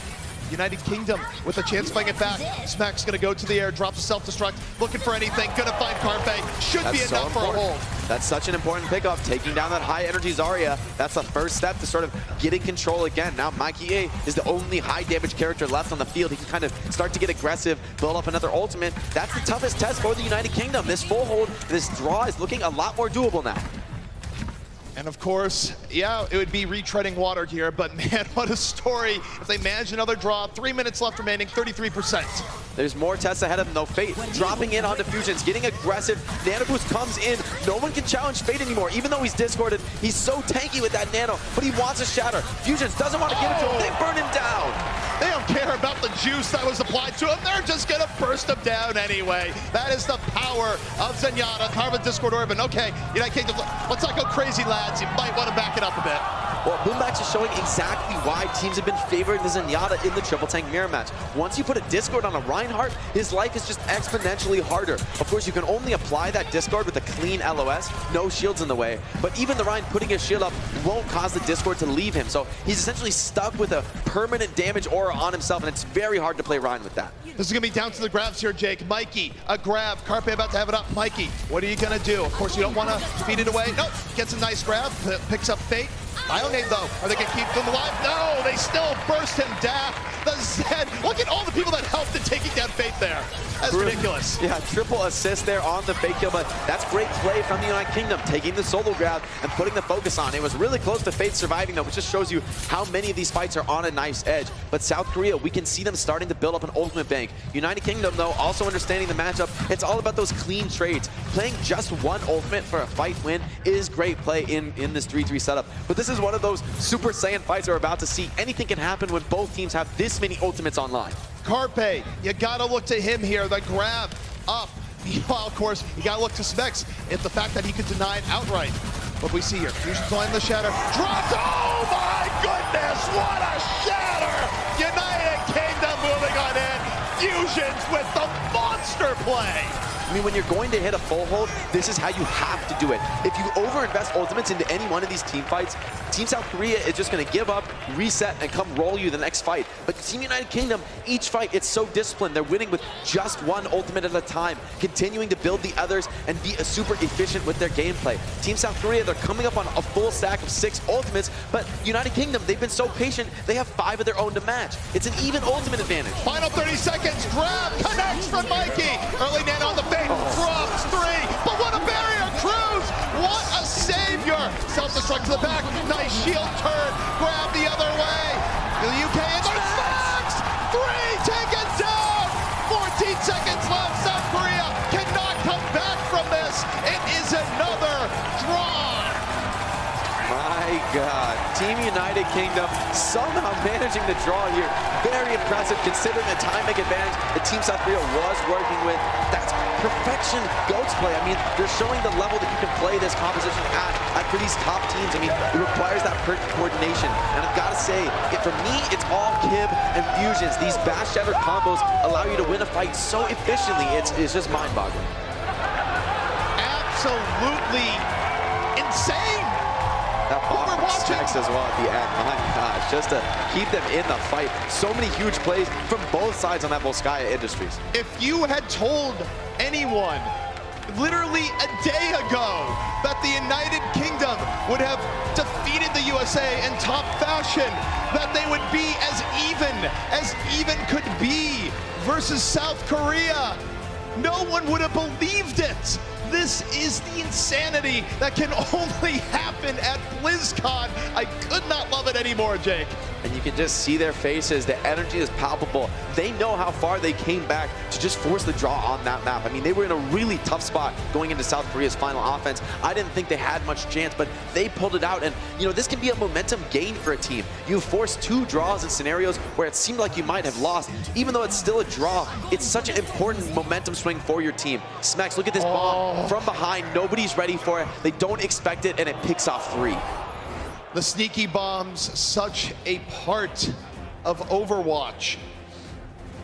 This has been, like I said, it's been ridiculous. You think back even to the first map. First map was Control. What does it do? It goes to 3 rounds. The next 2 maps, draws. South Korea, they're up 1-0. But the United Kingdom, they have fought them every single step of the way. And it's actually just been ridiculous. This is absolutely top Overwatch. It is what you want to see here in the final day of BlizzCon, and the Overwatch Arena, it's pumped. Yeah, I'm certainly excited to see where this series goes. I feel like Team United Kingdom, they've been really adjusting better than I think anyone expected them to. Bringing out that McCree, Kibbs McCree, his Hanzo. Kibbs really been a bright spot for this team, but you have to think, I mean, this is a roster, a lot of people said, oh, I mean, a lot of these players, contenders players, less experienced, will they be able to compete? And these players are proving that maybe they shouldn't be in contenders for long. I mean, they're really performing on that world stage in front of a massive crowd. You can't ask for much more from a player like Kibb. I mean, pulling out the Hanzo, making the McCree work, known as a projectile player, but making the McCree work, making it all work. I mean, and those bash shatter combos with fusions, for me, are the highlight of the United Kingdom's gameplay. It's what's enabling them to be so efficient with their ults. I mean, I saw Boombox and Cruz sitting on their support ults for 3 or 4 fights in a row because their front line is just winning the fight so cleanly. There's no chance to use their own support ults. They can just wait on them and sort of be so passive that even though Team South Korea is building up an ultimate bank, United Kingdom is doing just the same. So they're doing a really great job in the ultimate economy, which is, in my opinion, the heart of the GOATS composition. Well, no doubt. And I mean, the other thing when you take a look at this here too, you touch on something very important, is that not all of these players are signed the OWL as far as we know. And look, they're putting on a show against not only Overwatch League level players, the top of the Overwatch League, players that everyone reveres in many cases as being the very top end of their position. So, hey Jake, the signing window is still open. There's still a chance to grab some of these players. So, you know, if you're a GM of an Overwatch League team and you have a little bit of roster space, you know what? You might want to go British. You might want to take a look at this UK team and grab some of the pieces before it's too late. But now we are going to another map pick from the UK team. It's going to be Rialto, and this map, more than most others, it is 3-3 all the way. Yeah, the United Kingdom, very happy that they get to choose the escort map. Some of the escort maps are really difficult for 3-3. You take a map like Dorada with so much high ground, it's really difficult to make those tanks work on on an offense. You know, you're just constantly fighting from the low ground. But Rialto is map covered in these tight corridors, very choky, very difficult to punish this heavy tank setup. In the United Kingdom, they're pulling out the quad tank. What this says to me is they're gonna fight right in the spawn. The only reason to get off the Brigida is that you want to get really, really aggressive, and you want that hog hooks for those extra, random sort of pickoffs in that spawn. I mean, you can't last long in front of the enemy spawn, so hog gives you that random standing power. Maybe you can get that pick that you're not supposed to get, the big play you're not supposed to make. So Kibb looking to do that again. I mean, that's really what enabled the United Kingdom to get the draw on King's Row in the first place. Also, when it comes to these highly aggressive Rialto holds, sometimes you got hit with the old Finland, just how it works. Yeah, exactly. I mean, this is the proper way to play the composition. There's not a great spot to fight after spawn, so might as well fight here. Oh, they go on in. South Korea goes, wait. We've seen this before. Oh, what a boom! Right into the water. Animo, having none of it, says, you know what, you might not be all drowned. Back the other way. Everyone is swimming except Carpe, who's still just drowning on land. Both Lucios stacking up their beats really quick here, but Team South Korea, of course, fighting right next to their spawn gives you that major advantage. Their team's already regrouped, and the United Kingdom, they're going to have to reset a little bit, switch over to the Brigida, but Boombox on this Zenyatta. What's really going to be important here is watching that battle between Fate and Fusions. If Boombox can get the Discord onto Fate, Fusions has a big chance to swing on him and push him back. The problem here is that Fate is going to get an Earth Shatter up early. South Korea has such a huge edge. He does get chunked, but now Shatter up, looking around. Drops 2, here they go, Boombox down, South Korea gonna be getting through point A so quickly. quickly. And Jake, that's no mean feat. That is hard here on Rialto. Point A is one of the biggest challenges. And what's so exciting about Team South Korea here is that a lot of teams have shied away from the Ana in the 3-3 setup. They think it's too inconsistent. That, you know, if you can really only win a team fight with Ana if you hit a huge sleep, if you hit a huge nade. And a lot of teams have felt that's too much risk. You know, we can't rely on our Ana to make a play every single team fight. That's a little bit too big of an ask. But when you got JJoNak on your team, maybe you start to feel like making a play every fight isn't so unrealistic. Always bet on JJoNak. I think that is probably what you want to go for there because the man is consistent. The Overwatch League MVP. But you take a look at Carpe, someone who could be the MVP of this tournament. Graviton up. Doesn't want to feed it away. Giving Smex a lot of respect. Waiting. Judging. Payload pushing up all the while. So United Kingdom, they're going to rotate around. They don't want to give up a ton of free progress. But Fusion already chunked Zarya's shield on him, but they save it. The barrier from Cruz keeps the United Kingdom in the fight. Carpe, though, now gets the grab, picks up 3. Self-destruct going right to the back, picks up Boombox. Nice execution. South Korea, keep it on rolling. I mean, we saw Team South Korea in the huddle talking about what went wrong on those last 2 maps, and that's been a lot of 3-3. What I'm seeing out of them is a new team, revitalized, refreshed. They've been saying, you know what, United Kingdom, they're getting all the initiations they want. They're getting all the combos they want. How about we take the aggression to them? I mean, I haven't seen aggression like this all series long out of Team South Korea. I think they're trying to take control of the matchup, and it's working. Oh! Shatter from Fate, countered by a grab here. United Kingdom with the Transcendence might actually be able to turn this around, and they do. The self-destruct from Smex works on out. United Kingdom, they have to drain everything there, but it does work in their favor, and it's not quite everything. They do have the Shatter in reserve. Yeah, but they did pay 5 full crucial ultimates to make that hold. I mean, that's what you've got to do. Oh, no. Oh, no, he spotted that. Okay. Save Private JJoNak! Save He's dead. That was a nice play by JJoNak. Getting the back half potentially would be worth it, of course, if you can pull it off. But Kib, a little bit too much awareness, knows that Ana didn't fall in the last team fight, scouts him out. I gotta give JJoNak credit for trying, man. Yeah, no, I mean, that's definitely a smart play to go for in that kind of situation. The risk-reward is definitely matched up well there. The United Kingdom, though, they're going to have to make a hold on this high ground, and JJoNak with the nano boost, it's going to be tough. Fusions really needs to hit a huge shatter here, but once Carpe gets his grab online, it's going to be a lot more difficult to achieve that. Well, Fusions, that's one man you can count. No, JJonak's down again! Down early on, Fate dislodged by Cruz, put in a bad spot, but Carpe lands the nice grab. Fusion Shatter in the middle of it, but it's a little bit late in the end. It's not enough. Oh, actually, still could be enough. Goes back. Is this actually gonna flip? Was it enough? Fusions, what a beast! Mikey A is also just staying alive constantly throughout these fights, positioning well. The grab catches a lot of his teammates, but Mikey A stays alive. And if you have that 100 energy Zarya alive, anything can happen. Here, Fusions, I think, gets sent out of the grab. I'm not sure what happened there. I wasn't aware that that was even possible. Yeah, he gets knocked out of the grab, gets a little bit of airtime, ends up giving him a deceptive Earth Shatter. Look, might not be planned, but he'll take it. Potentially got pinned out by Fate there, actually. Probably Fate trying to secure a frag, ends up saving Fusions. That's sometimes how things go when a Graviton gets crazy. Mikey holding on to the grab, Shatter back the other way, self-destruct over, Fusions runs off, but nice shields! Keeps everyone alive, Cruz, the barriers on point. Mikey holding on to the grab, now's your time, drops the grab, it connects, picks up 3. UK diving on in. The Vanguard on point B for the United Kingdom, keeping it real. United Kingdom starting to stabilize here. Team South Korea, they've had a few swings at this defense, but so far they haven't been able to crack it. Now Cruz speed boosting into the spawn, picking off these final delayed frags, and Boombox loves to feast on those, trying to build up a new Transcendence. His one last fight got so much value. The United Kingdom in such a good shape here. They've brought this game back after a rough start. 1:30 remains for South Korea. It's going to be tough for them pre-rallying here. It's surprising and not something we see all the time in the 3-3 composition. A lot of times you usually rally in the middle of the fight, but Fleta values that pre-armor on a player like JJoNak. Makes a lot of sense. Animo with the beat does give South Korea a big ultimate advantage in this fight. United Kingdom, though, gonna hold back. Fusions, Earth Shatter ready. And he's been so good, so consistent here at setting up combos with his team. Just gonna wait, and South Korea's giving this a lot of respect as Fate falls. Kim able to isolate, and there's the Shatter. 3 knockdown, here we go again, but JJoNak, Transcendence coming out. Able to keep a good amount of the team alive, but in the end it might be wasted. without Fate there, there's just no one to oppose Fusions. I mean, losing your Reinhardt in the 3-3 setup just means that the opposing team's Reinhardt knows how uncontested they are. And now Mikey has his Graviton Surge ready. The only saving grace for Team South Korea is that the United Kingdom doesn't have that self-destruct. They don't have that shatter, those guaranteed grab-killing combos. So the question is, for Team South Korea, will they be able to survive Mikey's grab? They're going for another high ground approach, but so far the United Kingdom has looked really comfortable against this kind of offense. They've also been stalling them out heavily, making them pay for every little bit. It's Eden! Eden right in the moment. Carpe, what do you gotta do? Transcend from Boombox, deals with the shatter. Here comes the grab on the other end, but no one's on the high ground. The self-destruct shielded. What a good play! United Kingdom, they deal with the initiation. They're holding on to the point. All 6 still up. But South Korea, all 6 alive. All the haymakers thrown and both fighters still standing.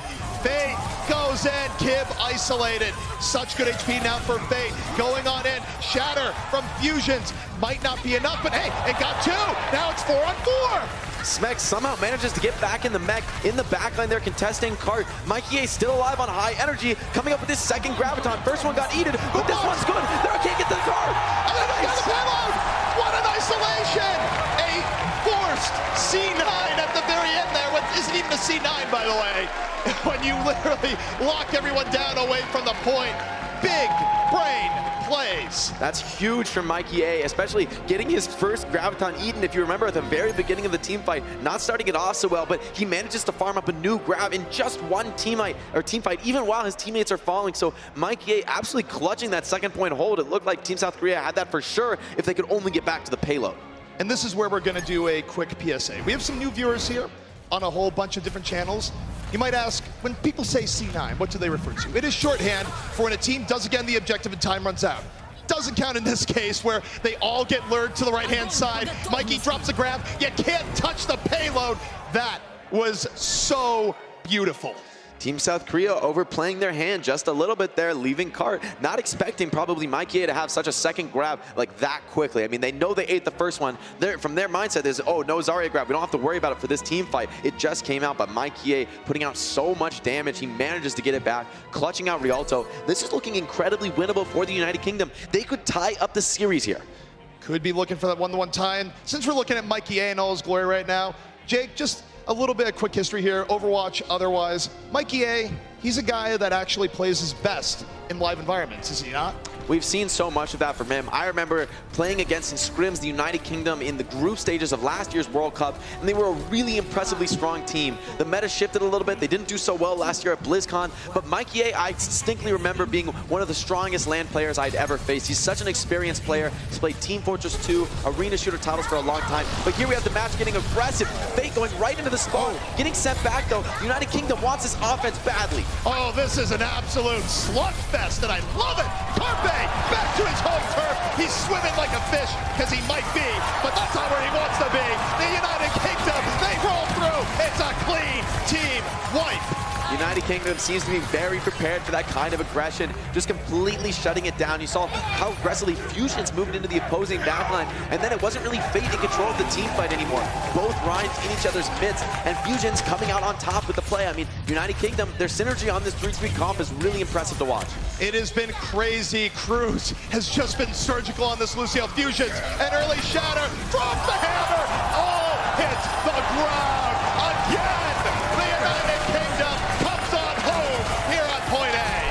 I mean, you have to expect this. Kids with the bash, and it's Fusions with the shatter, but what can you do? I mean, Carpe, he can't hold his ally bubble forever, and the United Kingdom, they're doing so well just putting the pressure on. Now you see them going right to the spawn. No chance for Team South Korea to contest the card, and Mikey A wants some spawn kills here, getting very aggressive. He's got the Graviton. The United Kingdom has a huge ultimate advantage, and all they have to do is get near the end of second point. The energy here in the Overwatch arena at BlizzCon is absolutely insane right now, and it's because the United Kingdom, they have momentum. You see Cruz, a little bit of disruption. Mikey hits the grab, gets 2, roll it on in. Here's the self-destruct, 3 down, and United Kingdom is crushing South Korea. That's the team fight win they need, but they do pay a couple crucial ultimates for that. Grab, self-destruct, and rally used, and they still do lose a few players, so this won't be an easy closeout for the United Kingdom. They still have a lot to overcome. Team South Korea, they're going to have a few ultimates to work with in this team fight. They have a great opportunity to stabilize here. We'll see how this goes. This would be the last fight for the United Kingdom if they can make it clean. But the rally is coming up. Fate, no slouch, wants to bring this back for South Korea here. Discord orb on him, now fades. Rally coming up. Fate moving in, self-destruct, making some space, but no casualties. The United Kingdom holding strong. Nice speed boost to Kite by Cruz. Perfect use of his abilities. They dodge the first ultimate. What's up next? Now Fate needs to find something. Back shadow blocked by Carpe's bubble. Perfect timing by him. Jonek finds Boombox. Boombox out of the fight. South Korea stabilizing. Their ults coming back into the fray. And South Korea looks the United Kingdom in the eyes and says, no, it won't be that easy. Carpe is starting to get wise to that bash shatter combo, hanging onto his ally bubble. And even though Fate gets bashed, because Carpe puts the bubble on him, he doesn't get stunned by the shatter. He's able to stand back up and start fighting instantly when the bubble ends. So crucial counterplay by Carpe. He's going to need to hit this, though, more than once. United Kingdom, they've got a lot of swings at this very strong defensive position. Carpe on the top. Grab ready. South Korea now needs to live up to their billing and be methodical, but the early grab from Mikey. Force out the Transcendence, but nice shadow from Fate. Turns the tables. Fusion's gonna fall. Transcendence done, but South Korea stabilizing this, holding the UK back, and one good team wipe deserves another. Definitely South Korea looking good, sort of using some of the strategies that the United Kingdom employed. This defensive staircase position is very difficult to break in the 3-3 mirror. The defenders are always going to get a little bit of a better initiation, so it's going to be up to the United Kingdom to create a scenario of ultimate advantage. But doing that is not exactly so clear. I mean, Team South Korea, they're doing exactly what the UK showed on Volskaya. They're winning team fights with just 1 or 2 ultimates. United Kingdom moving in one more time here.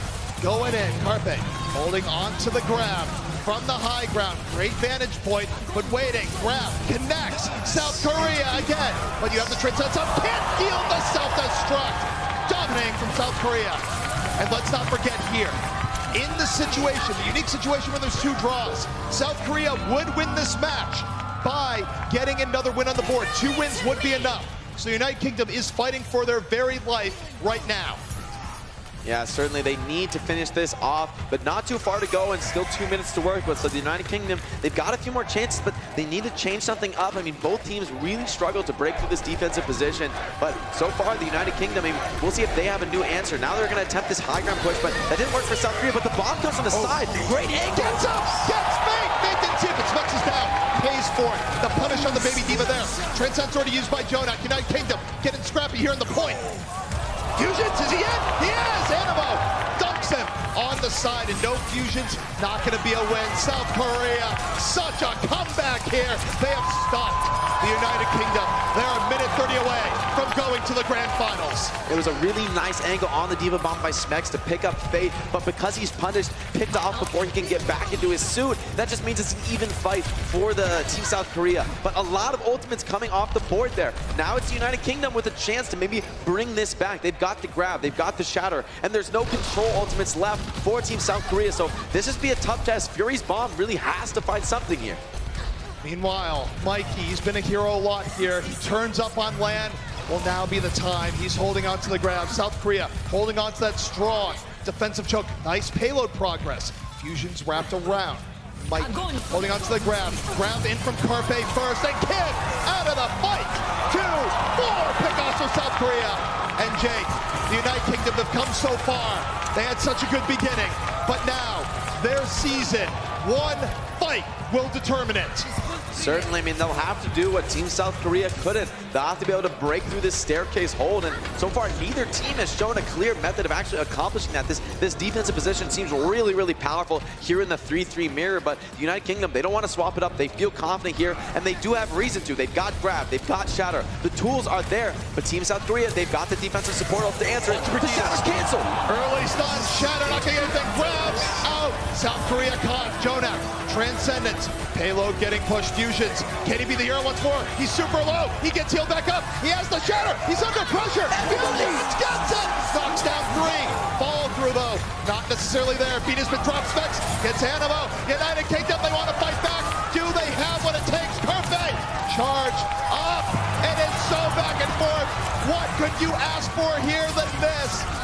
Mikey still fighting. United Kingdom taking an advantage. Mikey though gonna fall. Grab from Corby. Back the other way. South Korea wins. Wow, Team South Korea, what an insane hold a little something from the United Kingdom's defense, doing it just a little bit better.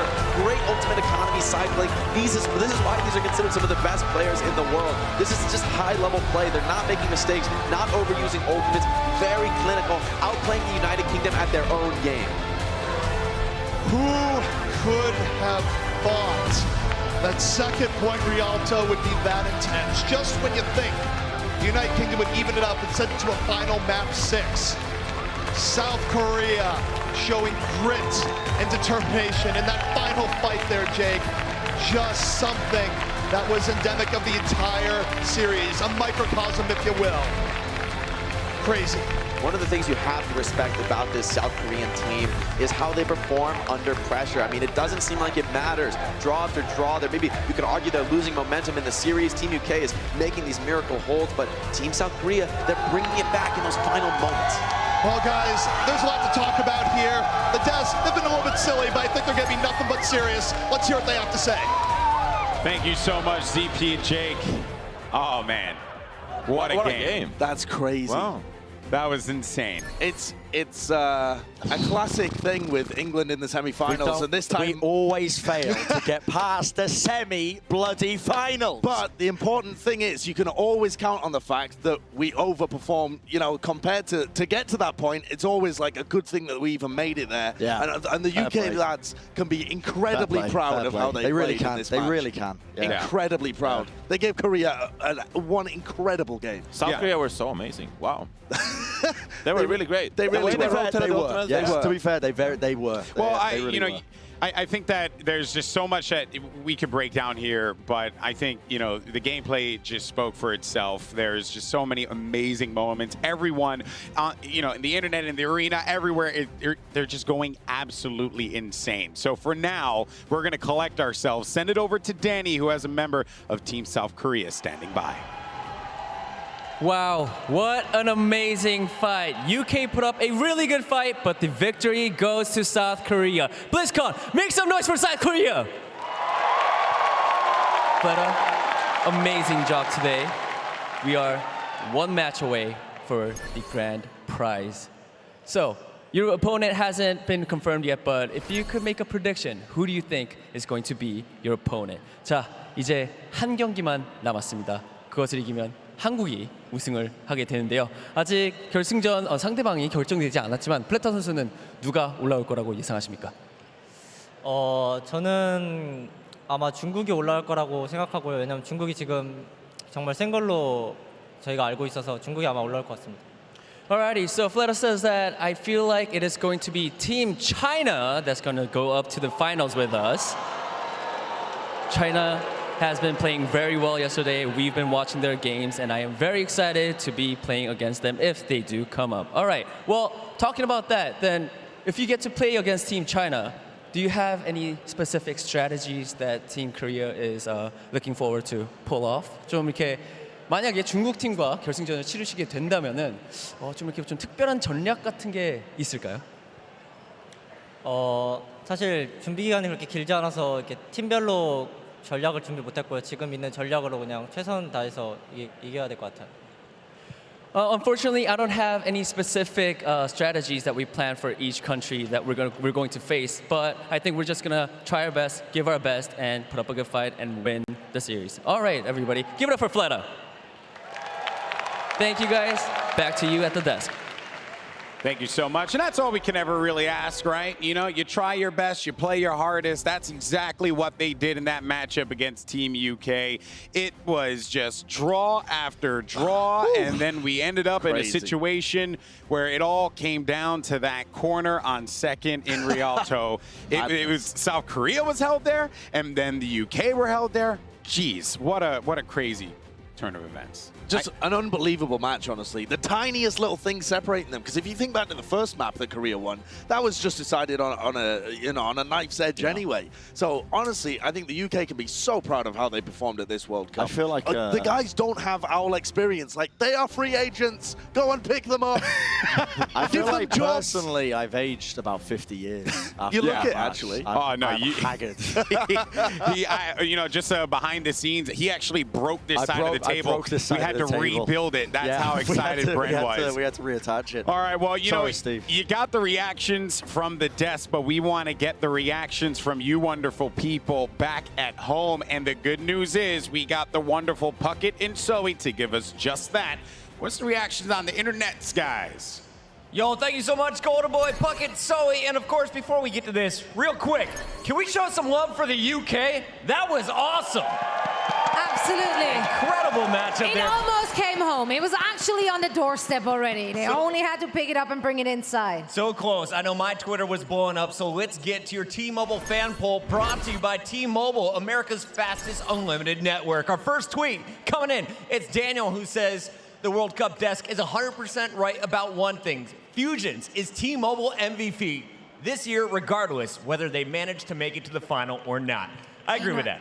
Absolutely. But also, have you seen Fleta on that stage just now? That's I mean, true. You can make one or two arguments for that young man. Especially on that Pharah. And then, All right. of course, we had Ash, She loves Ash, It's and Zena, I who agree with loves that Ash. Thank you, I statement can read. first and foremost. For his scary, good Widowmaker, Carpet gets my vote. Oh yeah, I can see that. I can see that. I'd be scared beyond belief to actually go up against that The man. guy is a monster. And He let's is. keep it going here with Alex, who says Carpe is my T-Mobile MVP for absolutely styling during these matches. Those headshots, incredible up to this point. Absolutely. Well, as I said before, you can make an argument for actually everyone who's playing on this stage because they all really deserve it. So you can still cast your vote out there in the internet. Head on over to Twitter, use the hashtag T-Mobile MVP, and of course the hashtag of your nominee. I can't wait to see who's actually gonna get that trophy in the end. All right, so many great competitors still to come. Remember, South Korea, they are going to a third straight World Cup final, but the question is, who will be joining them? Will it be Team Canada, or is it China? We find out after this.